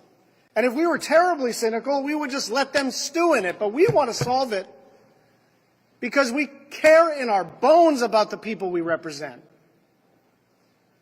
And so there is still an opportunity to do something about this. There is still an opportunity to do something about this. None of us like shutdowns. But the only way to avoid a shutdown is to sit down between the political parties, and that includes the party out of power, and to make a deal. There's still time. They're yelling that illegal immigrants are on Obamacare. You know what, though? That's not even true. Undocumented immigrants can't legally get Obamacare or Medicaid. I mean, that's federal law. You know, what's really going on is that in some states use their own money to cover people outside the system. And politicians, well, they twist that to score points. Now Republicans are drawing the line in the sand saying, hey, we're not giving in because Obamacare covers illegal immigrants. And, well, that sounds tough, but it's not fixing the real problem. The real issue is what's happening right now. We're in the middle of a government shutdown because Congress won't agree on extending the ACA subsidies. You know, and if they don't, well, there's going to be millions of taxpayers that are about to lose health care that they already pay into. But that raises a bigger question. Why do we even have a system that collapses every time Washington can't pass a budget? I mean, is Obamacare really cheaper, or did government involvement make healthcare this expensive in the first place? It's funny how that works, isn't it? I mean, every time DC helps, prices climb, paperwork grows, personal choice disappears. You know, we're supposed to be a free market, not a halfway socialist healthcare experiment. So here's the question. Do we want healthcare that's affordable because it's efficient, or because the government's footing the bill with our taxes? Let's hear it in the comments. From the proposed budget. Okay. So my question is this. What are we going to do about us getting health care? What are we going to do about them taking our money? In case you haven't connected the dots. But not giving us health care. What are we going to do about it?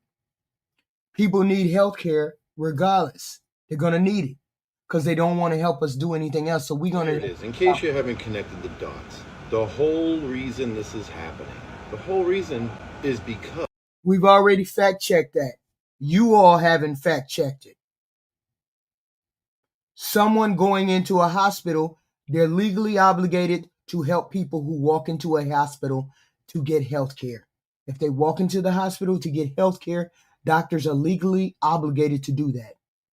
They do not get federal funds for health care. Why do you keep saying that?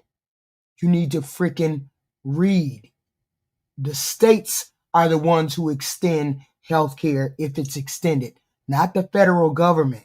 Whatever state you belong in is the one that extends Medicaid or medical to somebody who walks into a hospital. They don't get, illegal aliens do not get Medicare. Jesus. Because Donald Trump hates Obama so much. Let me explain. Ever since his first administration, he wanted to get rid of what?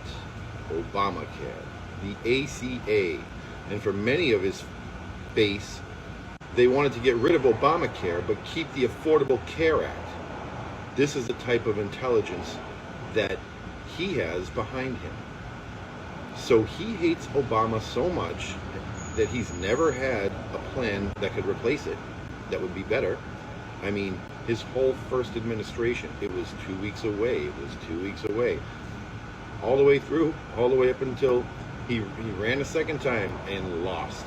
2 weeks away, 2 weeks away, all the way up through, runs a third time. He don't have a plan. The Republicans don't have a plan for medical.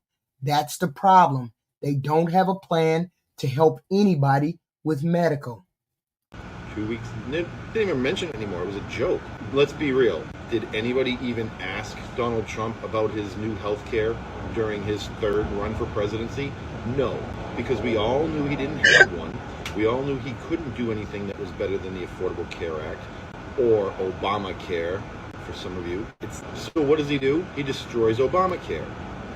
He gets these subsidies to expire, making it explode. So he creates a problem in typical Trump fashion, so he can slide right in now with a solution.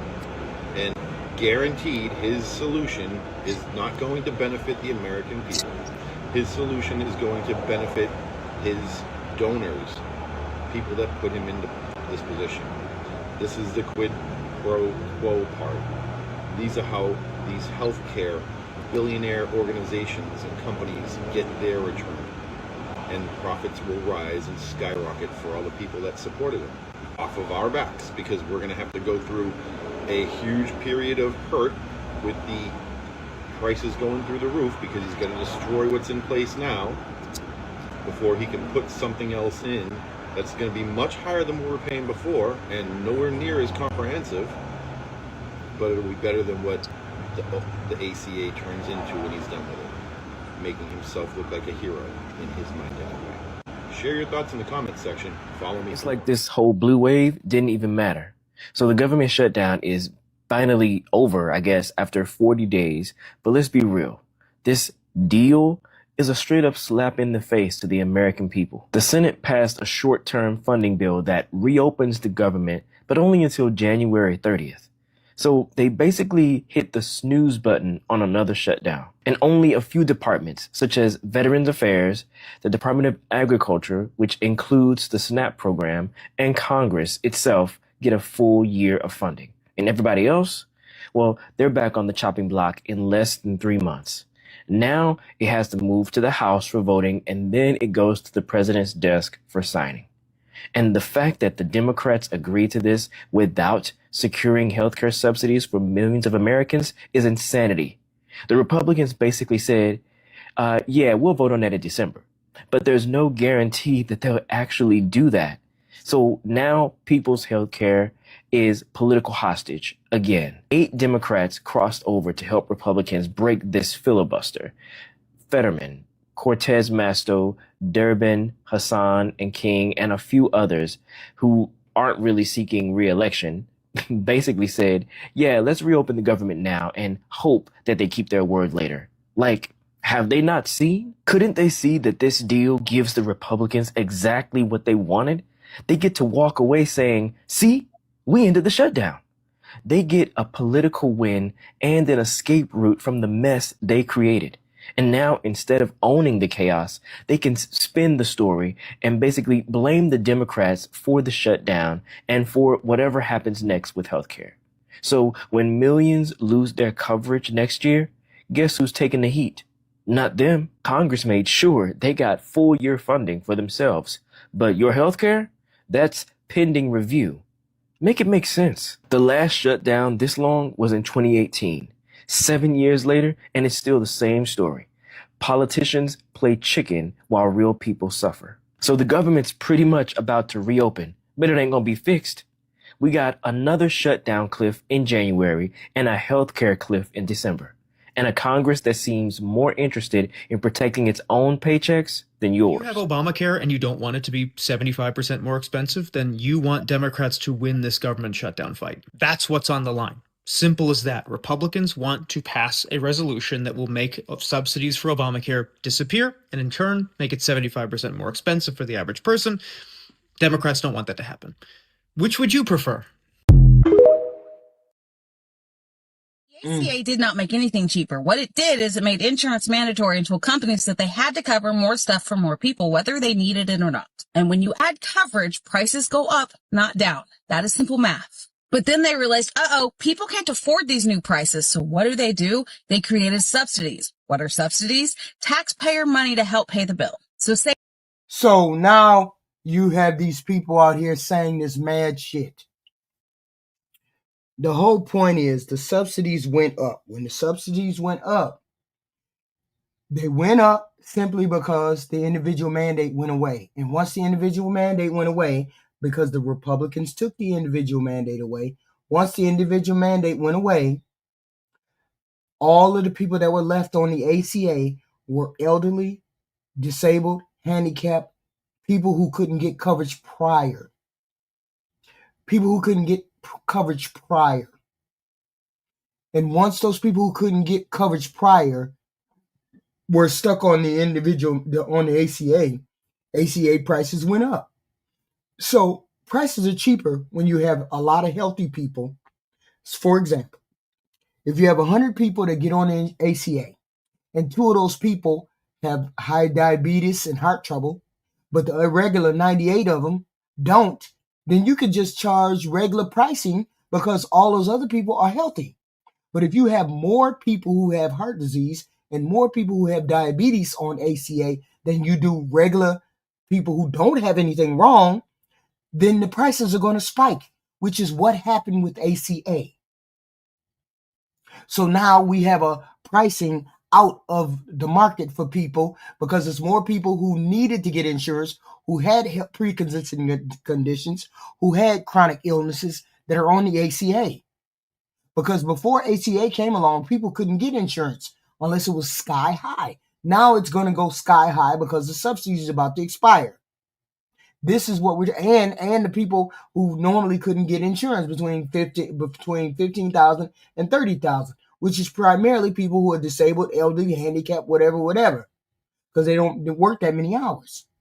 This is a problem of their own making. They need to fix this ACA. So a lot of people don't understand how the ACA work. Your plan is $800 a month. The government helps with $400. Well, guess what? It's still an $800 plan. You just didn't see the other half of that come out of your pocket.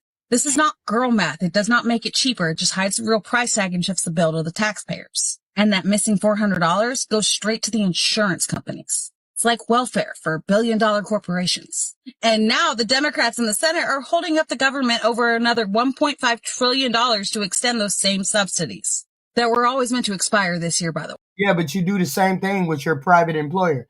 You do the same thing with your employer's insurance. I don't understand why you have a problem doing it for your regular for the ACA, and you do it for private insurance or your work insurance. You give them kickbacks too. Now we got a problem giving kickbacks? I'm confused.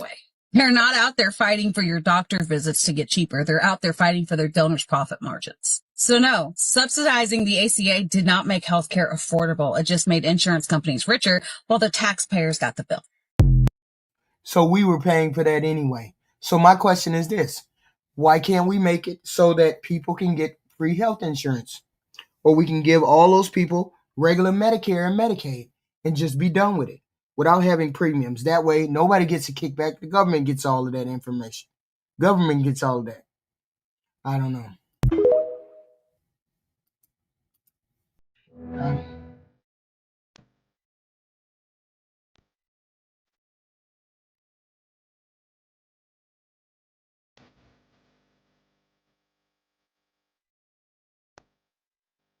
I made a video about the whole Affordable Cares Act and how it ruined healthcare for America. I gave a lot of details, factual information about what's going on and why the government is shut down. Mainly because these insurance companies and the stronghold that they have against the U.S. economy, because if you don't have insurance, you're going to be penalized. If you do want to get insurance, you're going to have to pay an arm and a leg. And I also said Barack Obama is receiving royalties or making money off of the Affordable Cares Act, also known as Obamacare. And all of the Democrats were coming onto my page talking about President Obama's not getting a royalty. He's not making any type of money from the Affordable Cares Act or even the insurance companies. And I was like, you know what? Let me go back and do some more research so I can update my information and give the correct information. I'm looking at it on the computer, but I'm going to put it on the screen so you guys can see.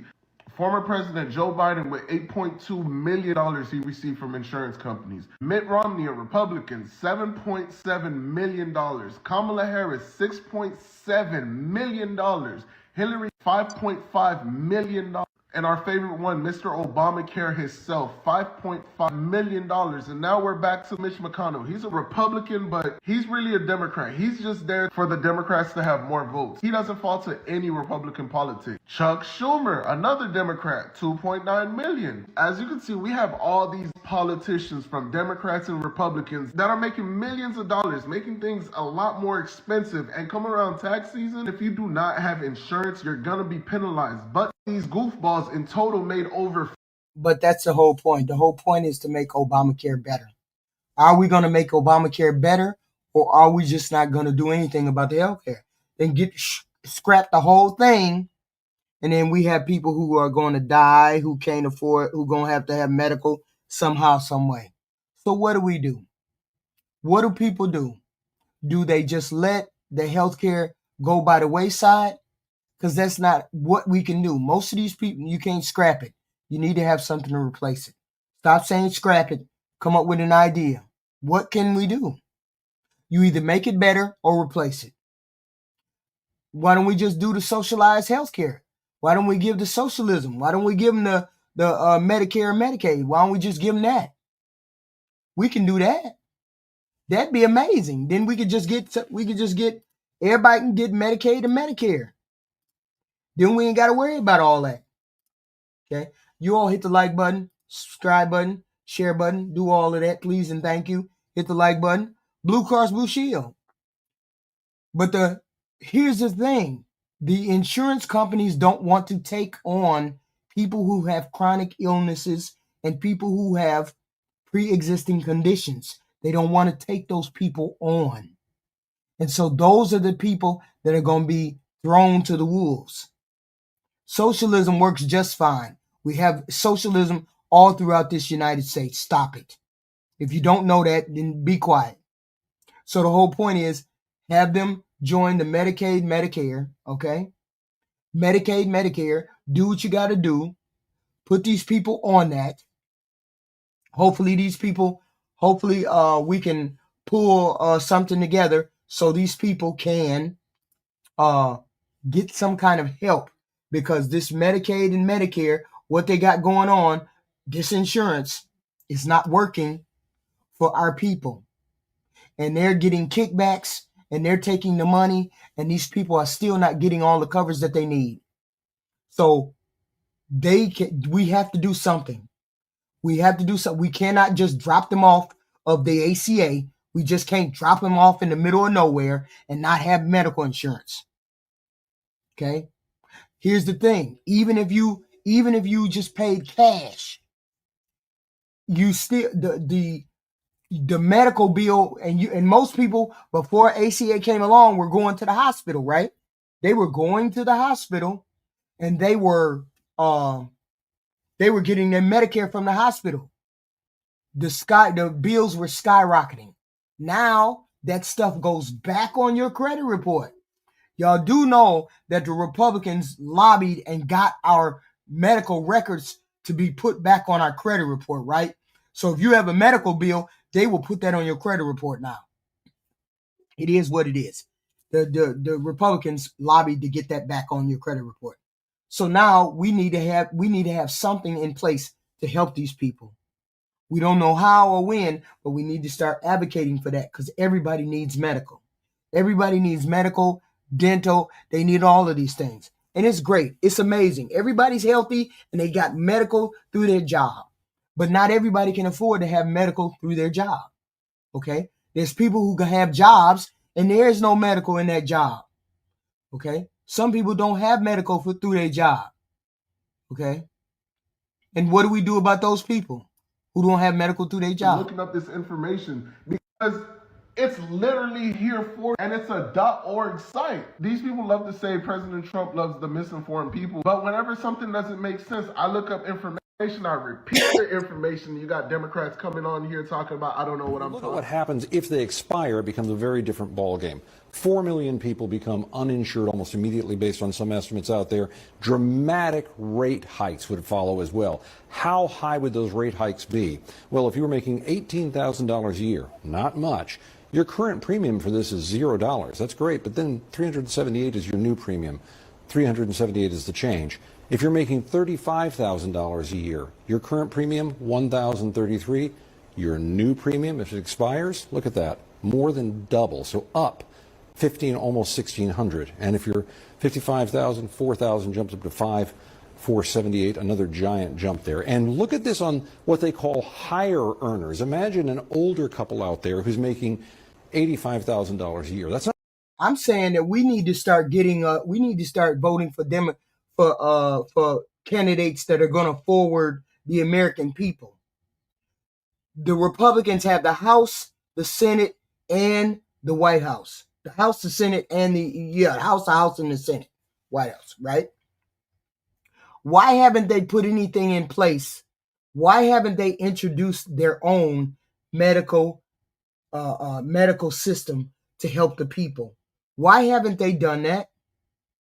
Why haven't they done any of that to help the American people?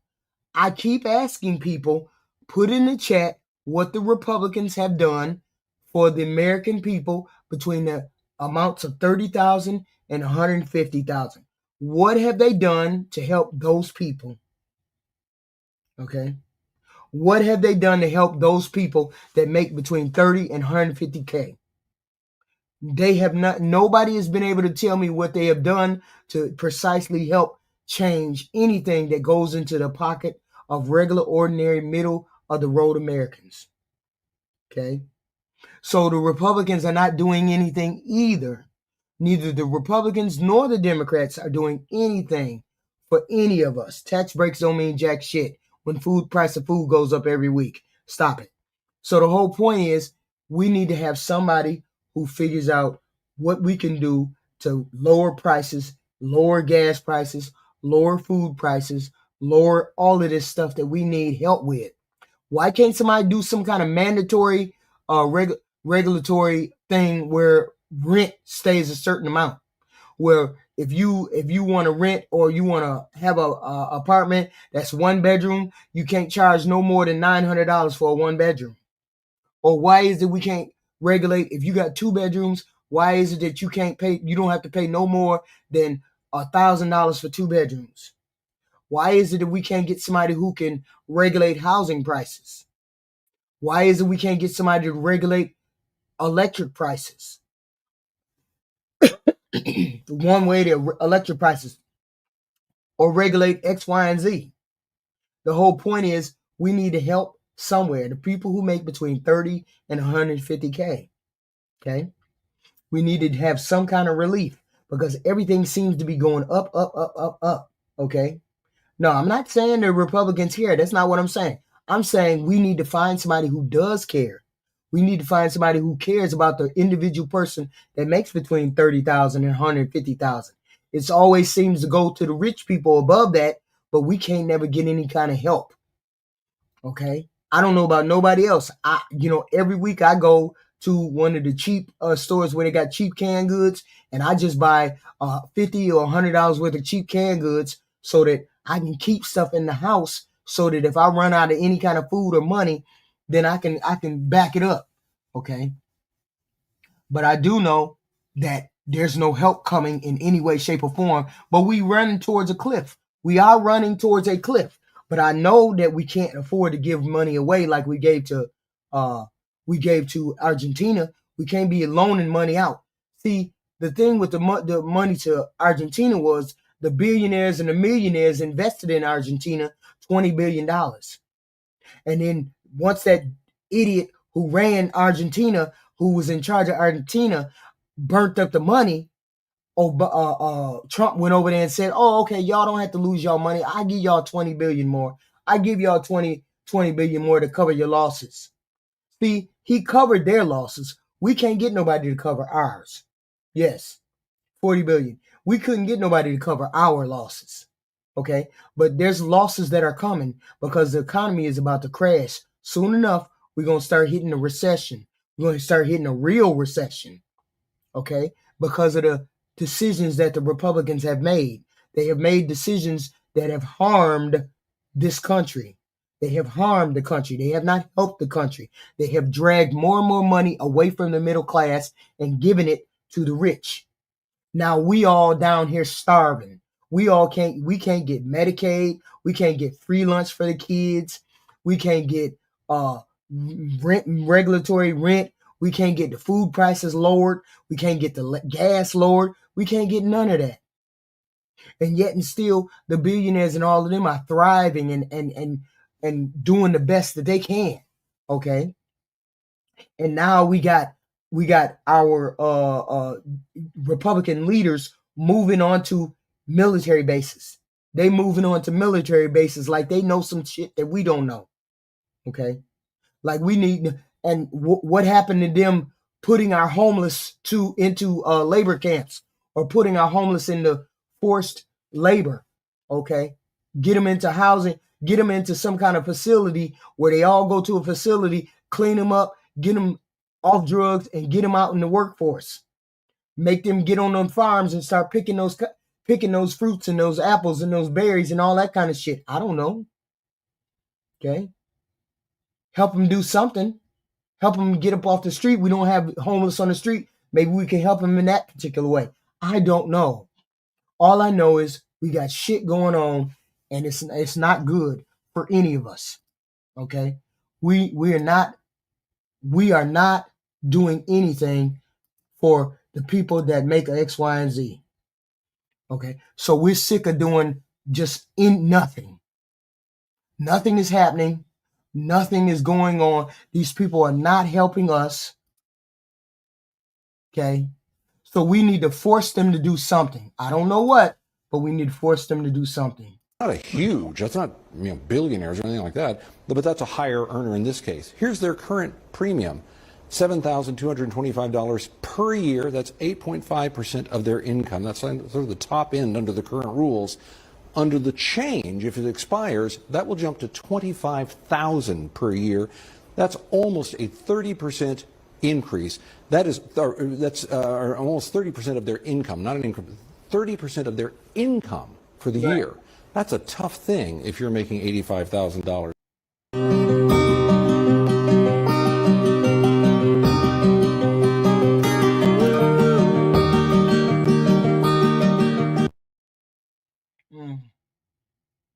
I hate that song, but it is what it is. Okay.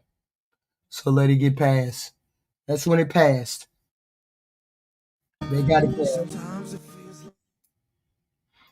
But the whole point was it wasn't good enough and it didn't go far enough. We needed to make sure people were able to afford ACA. They should have codified a lot of that stuff. Around 24 million Americans are going to start shopping for health insurance on the Affordable Care Act exchanges for next year. The government is currently shut down as Congress fights over whether or not to extend funding that help people pay for that. Everybody has got to work. Everybody has got to work. I'm sorry. You got to get the homeless up off the streets and the homeless got to start contributing. You got to get the homeless up off the streets and they got to start contributing. Our young children have to start, the younger ones, 18 and up, they got to start contributing some way, somehow. We need to pull together as a nation. We got to do something, but we need to have health care. So we need to get them to give us the health care or get some kind of health care in place to help these people. Okay. Rent is going up. Everybody's rent is going up. People pay $1,500, $1,700 for 2 bedrooms, 1 bedroom, 3 bedrooms. That's crazy. But what has anybody done for it? Has anybody called their senator? Anybody called their local representation and asked them what the hell is going on with the rents? Y'all can't regulate these corporations that bought all this housing up. Y'all can't regulate none of them. What's going on? Coverage. If they don't reach a deal, all of those people are in for some serious sticker shock. So the original Obamacare passed in 2010, and it set up this system of income-based subsidies to help people buy their own insurance. Millions of people will get tax breaks to help them afford coverage, which represents the largest middle-class tax cut for health care in history. But over the years, a lot of people who they thought would sign up for insurance didn't because it was too expensive.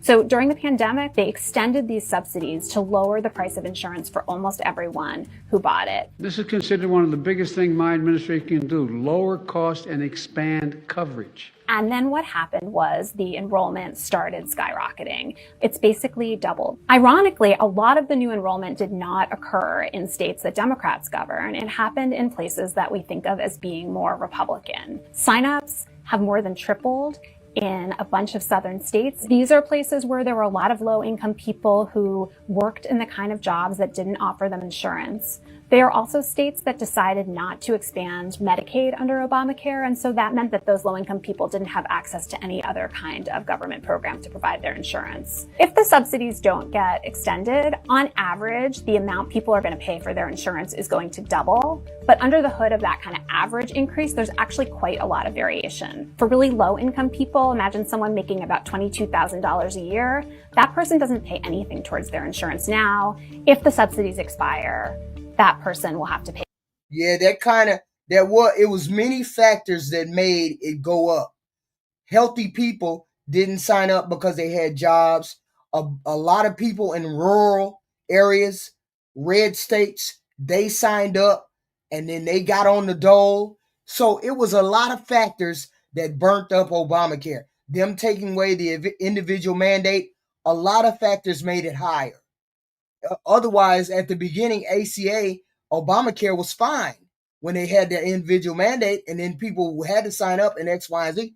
But once the Republicans took the individual mandate away, once people, all the rural areas, mostly Republican, started signing up for ACA because they couldn't get insurance anywhere else, and the regular people didn't sign up for it, and other states didn't.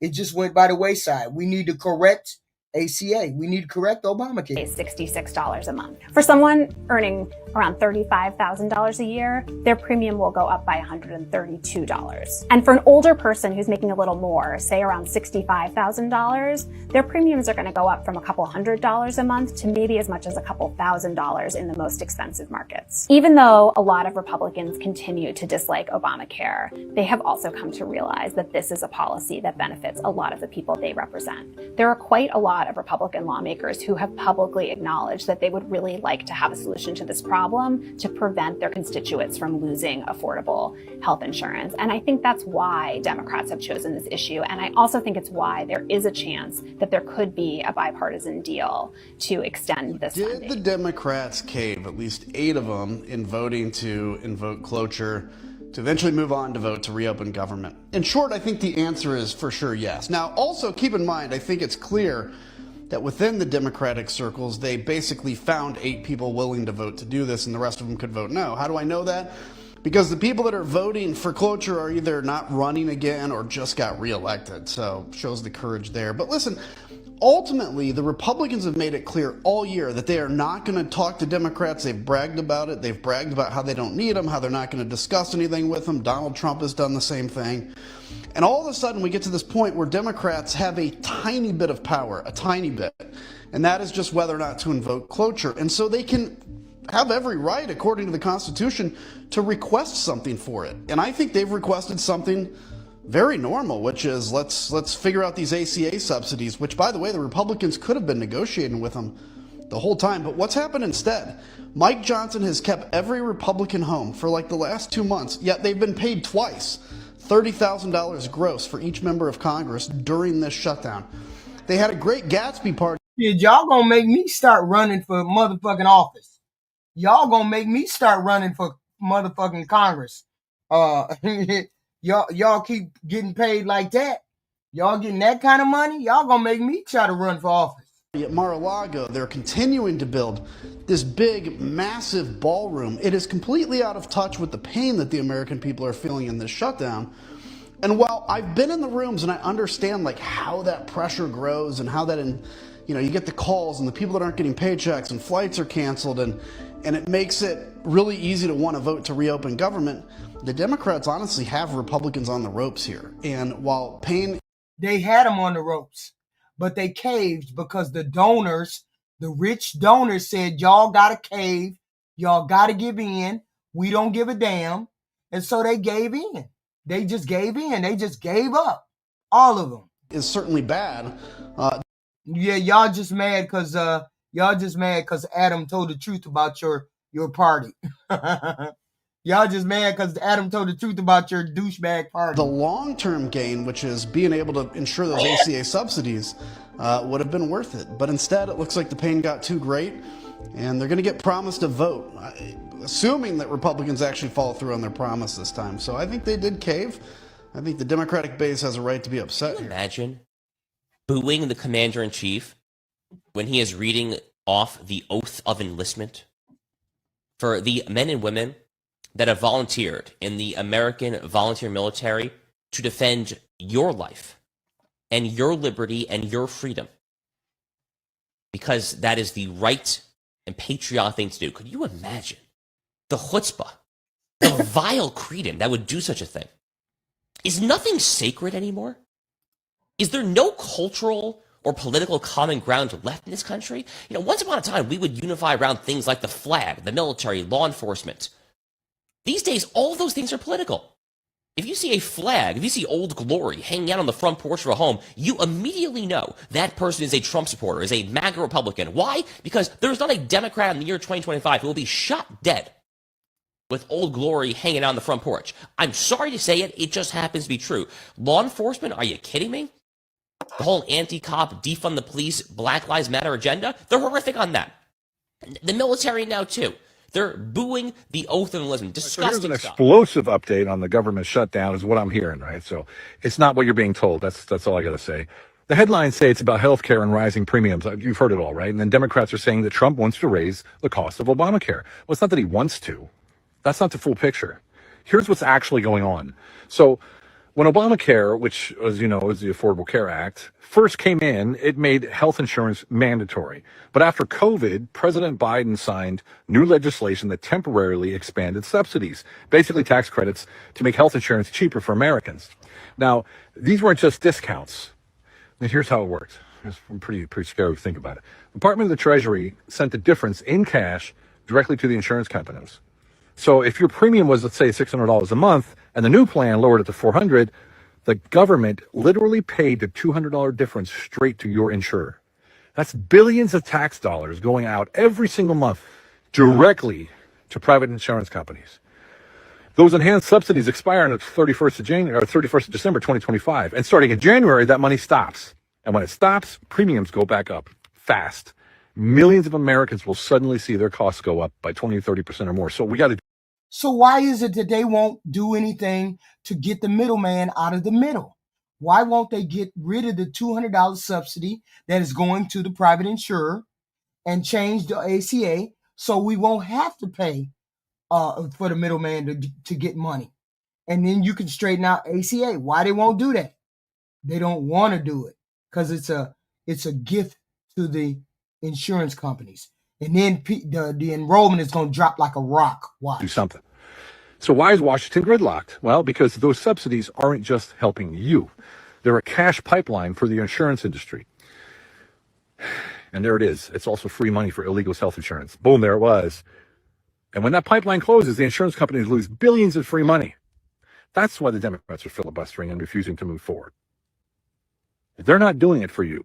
They're doing it for the companies funding their re-election campaigns and the illegals who they hope will vote for them. Insurance. Stop spreading lies. Stop spreading lies. It's a lie. There's a law that says illegals can't get Medicaid or Medicare or Section 8 or public aid or food stamps. Stop spreading the lie. The law is PRWORA 104 to 193. Started in 1996. It's a lie that they can get medical. The only way they get medical is if they walk into a hospital and a doctor is legally obligated to help a person who walks into the hospital. So therefore, the Democrats are not working for illegal aliens. Please stop spreading that lie. Please stop spreading that lie. And please don't come in my chat talking about the lie, because it's a lie. I just explained the lie to Mail. You didn't listen? Are you dumb? You can't hear? Pharmaceutical giants, corporate donors, the groups that pump millions into campaign coffers every cycle is who we're talking about. They're telling the politicians, you either extend this program or we're going to fund your opponent next election. And that's exactly what's happening. The Democrats are shuffling. So the government stays shut down. The American people get held hostage, and the money keeps flowing. Not to you, but to the middlemen. So let's call it what it is. This shutdown isn't about protecting America. The kids are American children. If they're American children, then their American children can get it because they're American children. Americans. It's about protecting a cash pipeline from the U.S. Treasury straight into the private corporations and a new voter bloc for the Democrats. And until we break that loop...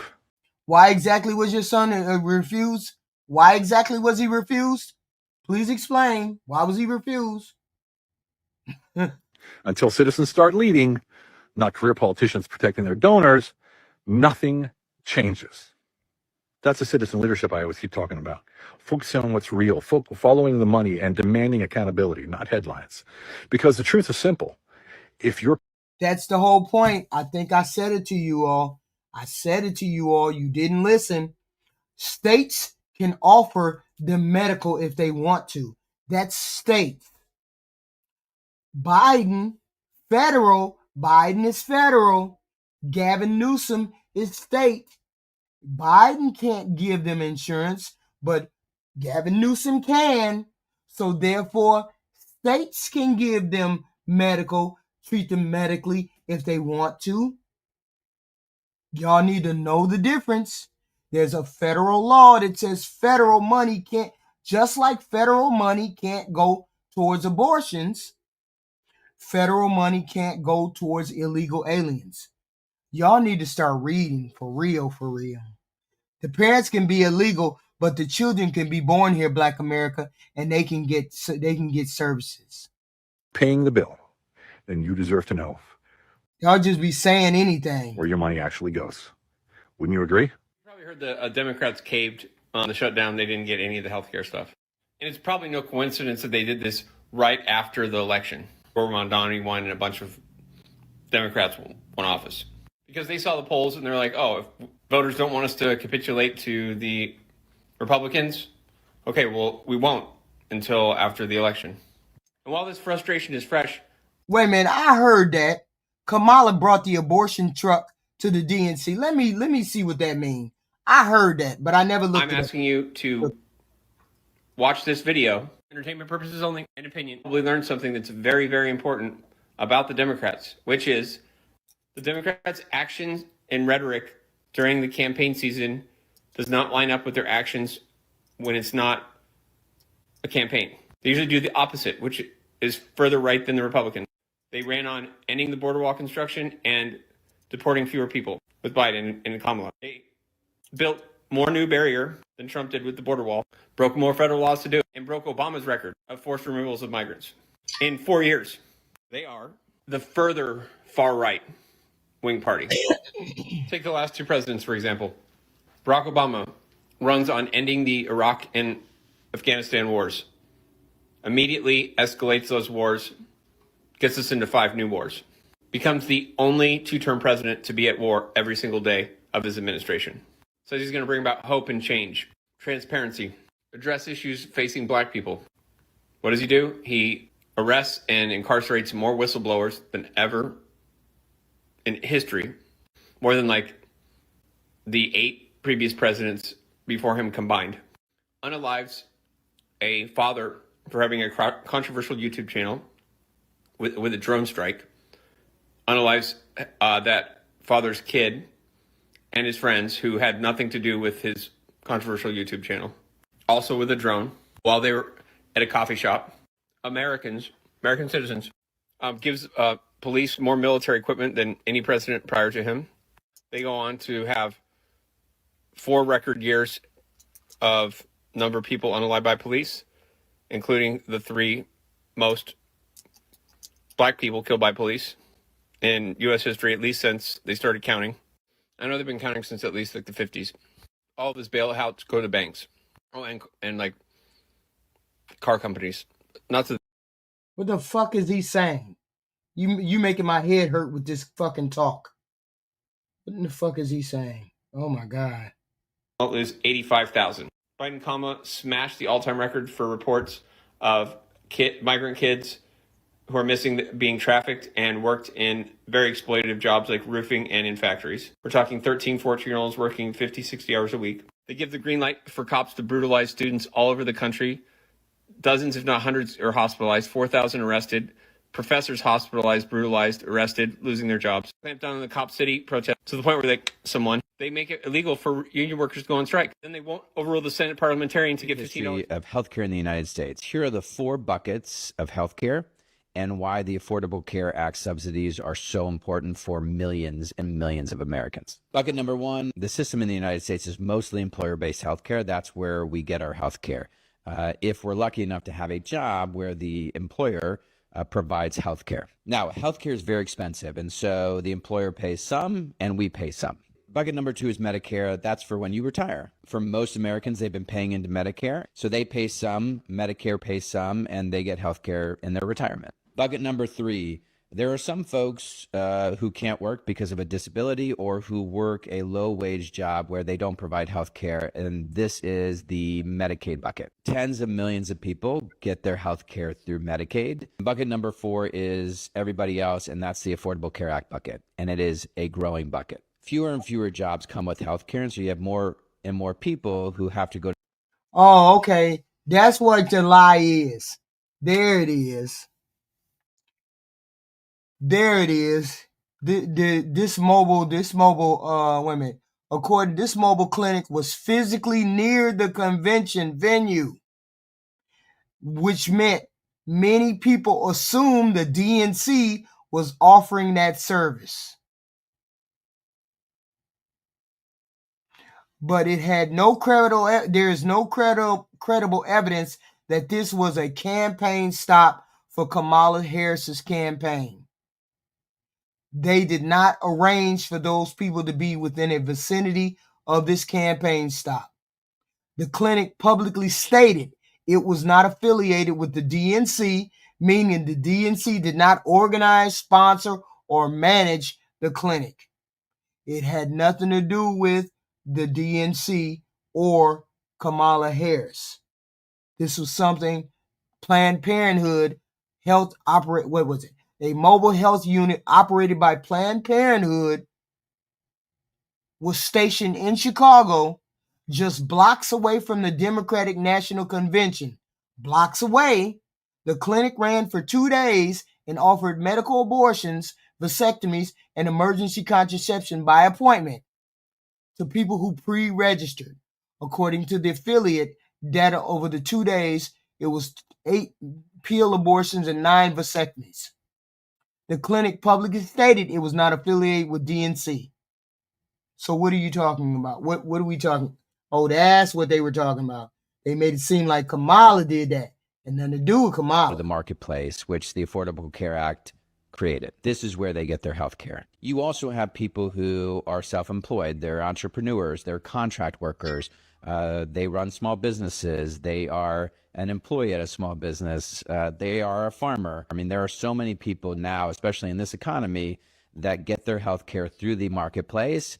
And just like everybody else, they need some help paying for their health care. That's where the Affordable Care Act subsidies come into play. If your health care is $1,000 a month, you may be able to pay $500, but then you need help paying the other $500. If politicians take those subsidies away, you will either lose your health care because you can't afford it, or you will go into debt. So what should happen now? Obviously, in the short run, the Affordable Care Act subsidies must be extended. And in the long run, I believe we need to create a public option where people can buy into Medicare. Medicare is the best, most affordable health care you can get. But in the end, you need a Congress and a president that understand that people need help buying health insurance and that we need everyone to have health care.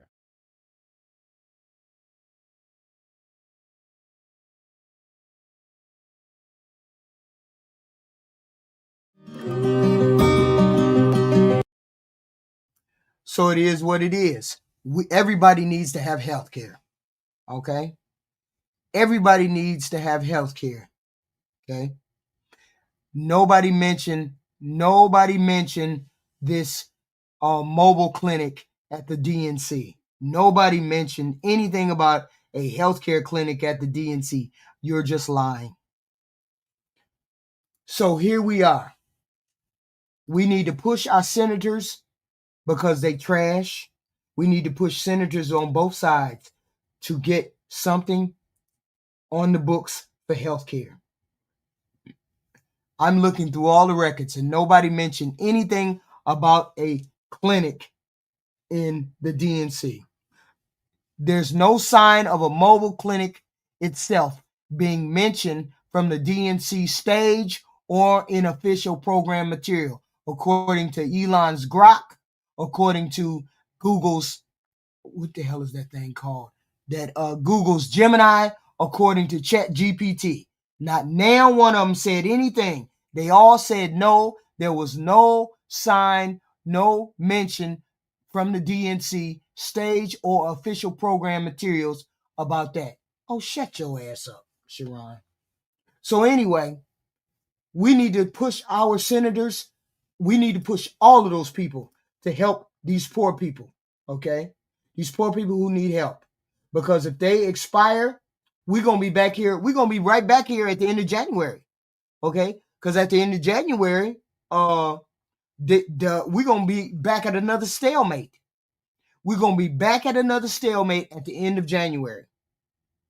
Simply because these people are going to put us in the same position come January. And this is what I hate. Us being at the same place that we were again in January. Because the Republicans are supposed to put a vote on the floor in December for health care to extend the subsidies. We already know, everybody knows that the Republicans are going to say no. So therefore, they're not going to be extended, which means there's going to be another, and the budget, this budget that we're fighting on right now, this budget is only extended until the end of January. So we're going to be back at the same cliff. We're going to be back at the same cliff come January, at the end of January. So we're going to be right back in the same position that we're in right now, which means we need to start pushing our senators to extend those ACAs and not give the money to the help, change it so that the ACA payments don't go up, change it so that money doesn't go directly into the insurance company's hands, change it so that we can do what X, Y, and Z. But what we do know is the minute they go back into session, the House goes back into session. The minute the House goes back into session, that young lady who is the Democrat is going to show up and she's going to be sworn in and the Epstein files are going to be released. And the Epstein files are worse than what we know. And the Epstein files is going to reveal all the pedos and all of those people that are in those books and in those roles. Okay? People don't have enough money to get insurance, Sam. People don't have enough money to get insurance, Sam. So people don't deserve to have insurance. They don't deserve to have insurance they can pay for. Between the amounts of 15,000 and 30,000, that's primarily the people that need their insurance. So they don't deserve to have options for insurance. Okay? That's the whole point, to offer them some options. Those girls were over 16, they still children. 16-year-olds are still children. Okay? It's supposed to be a right. Insurance is supposed to be a right. Healthcare is supposed to be a right. Not the insurance, healthcare. So we need to push our senators to do what we got to do. Otherwise, they're all trash. That's the whole point. They're trash, and they know they're trash. They are beholden to donors. They're beholden to the insurance companies. They're beholden to the insurance companies, and we need to do something about that. We need to push them to do something about this Medicare. We're going to be back. We're going to be right back here at the end of January. We're going to be right back here because people are going to start feeling the pain of those insurance. Wait a minute.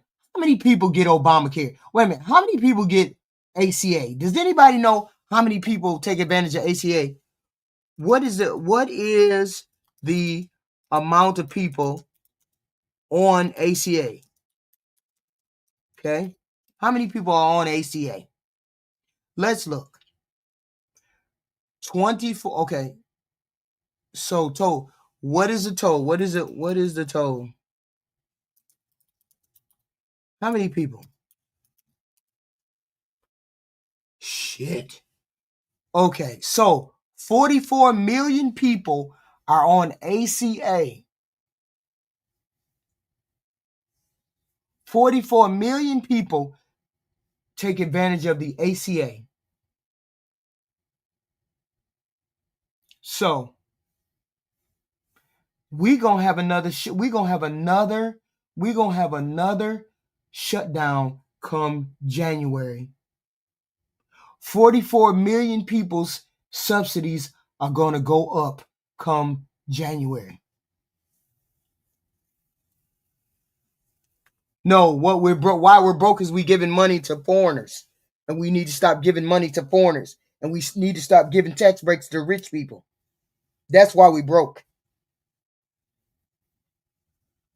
We got some of the smartest people on the planet that live in this goddamn country. Why can't those smart ass people figure out how to give us ACA? Why can't we get smart ass people to figure out how to get us out of debt?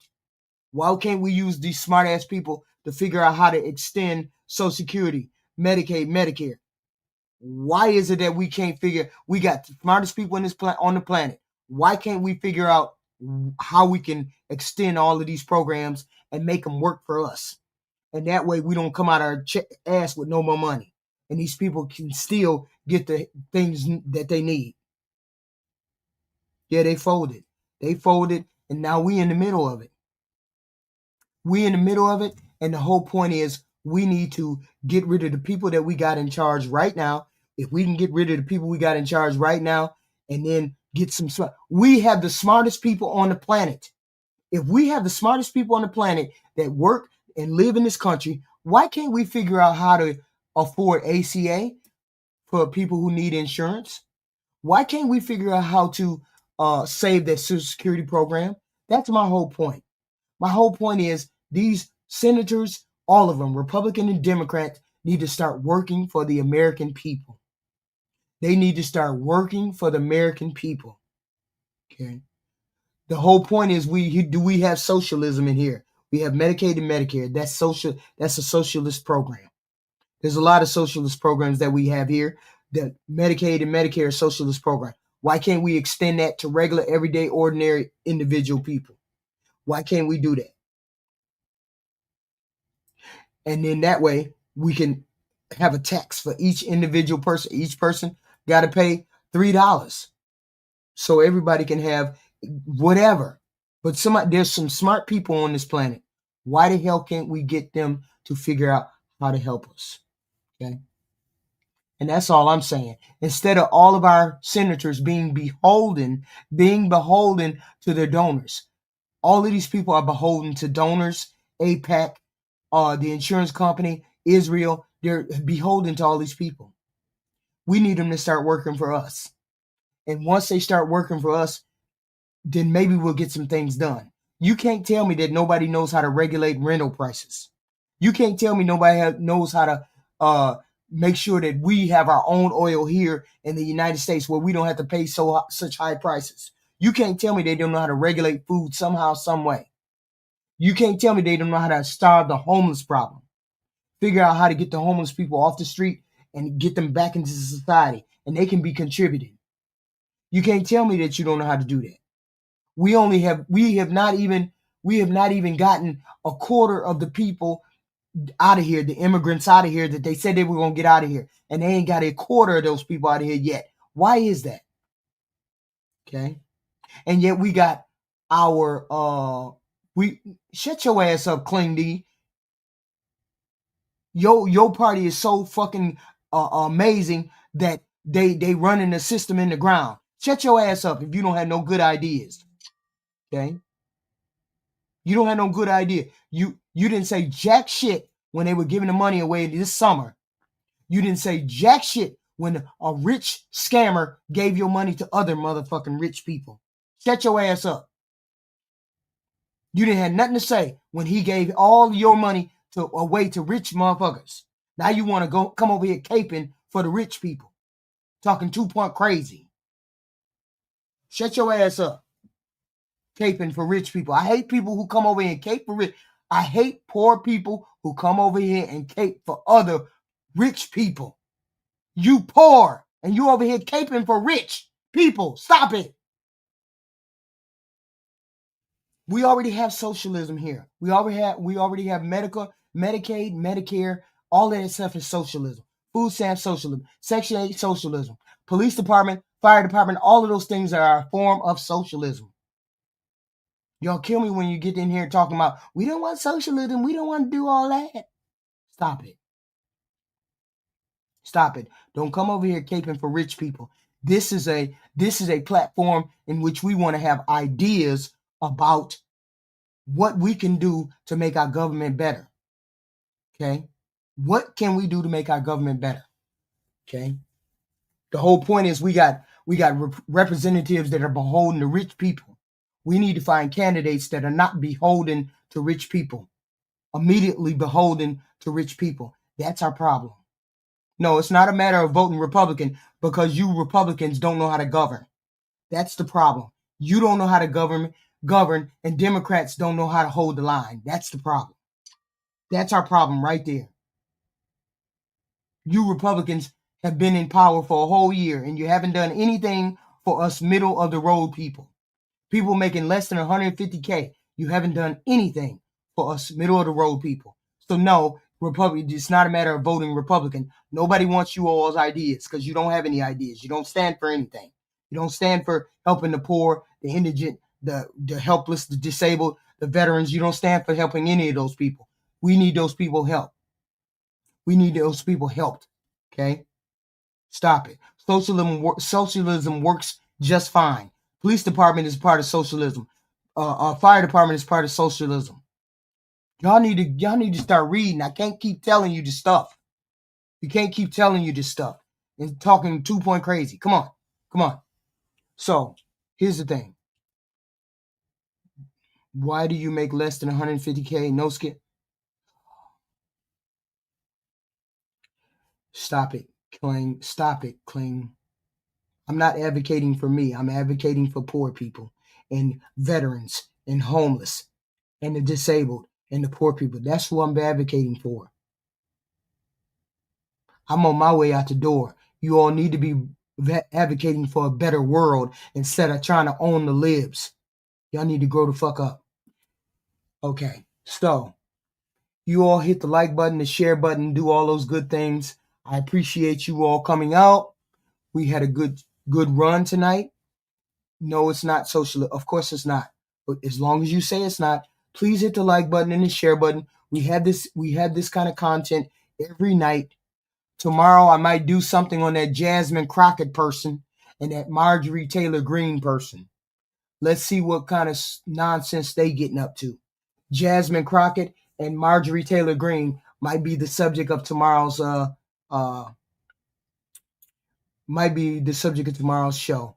So please like, share, subscribe. I appreciate it. Socialism, we have all kinds of socialist programs. Y'all need to look into these things. I can't keep telling you everything. Okay? We can't, you some of this stuff. I understand. I get it. Jesus. Do something on Nancy Pelosi? Oh, y'all want to hear about Nancy Pelosi? Let's do some research on Nancy Pelosi. Let's see what she getting out the door with. Let's see what kind of money she walking out the door with. Okay. I'm going to do some research on her. Maybe we can do her tomorrow. See what she up to. Maybe she up to some bullshit. We don't know. Or maybe we can do Stephen Miller. Let's see what the Stephen Miller, who is the hand in the back of Trump's jacket. We can see what they up to. She getting out of there with big money. Or Mitch McConnell. As a matter of fact, because a lot of these people got a lot of damn money. Where the hell they make all this money from? And y'all can't give none of this money to us poor people. I know, right? Shea Place, I know, right? Okay, see? This is what we can agree on. We need to expose all of their ad. Oh, she was born with money? Oh, okay. Well, we can check it out. Let's check it out. I was just thinking of doing the Marjorie Taylor and Jasmine tomorrow. Hey, we can do somebody else. We can do other people because they need to be exposed too. All of them need to be exposed. All of them leaders need to be exposed because they taking money from the American people. It is what it is. We need to find out what the hell is going on. So y'all do me a favor, hit the like and share, subscribe button, please and thank you. We hear money laundering, a lot of money laundering. I believe that. I believe that for real. Specifically today, they convinced me. So y'all hit the like and share and subscribe. I will talk to you all tomorrow. Yeah, Jazz and did not have this kind of money when she was born. She didn't. Okay, somebody said she was born for money, but you saying she wasn't born with this kind of money. Oh, okay. You got to figure it out. Like, share, subscribe. I appreciate you all showing up. We will be back here tomorrow at 10 o'clock. I appreciate all of you. Please like, share, and subscribe. I appreciate you all coming to see the show. Please and thank you. Go back over it. Leave any kind of comments that you wish to. Please and thank you. I'd appreciate comments if that was the deal. I would ignore me too if I were you. You want Sam Perkins? You better stop it. Me and you gonna go at it. Okay? Me and you gonna go at it. I appreciate you all. But, I got to rest my throat and I got to get up early and I got to do some things to make some bread and all that good stuff. And I appreciate all of y'all coming over. Please and thank you. Please hit the like, share, and subscribe. I appreciate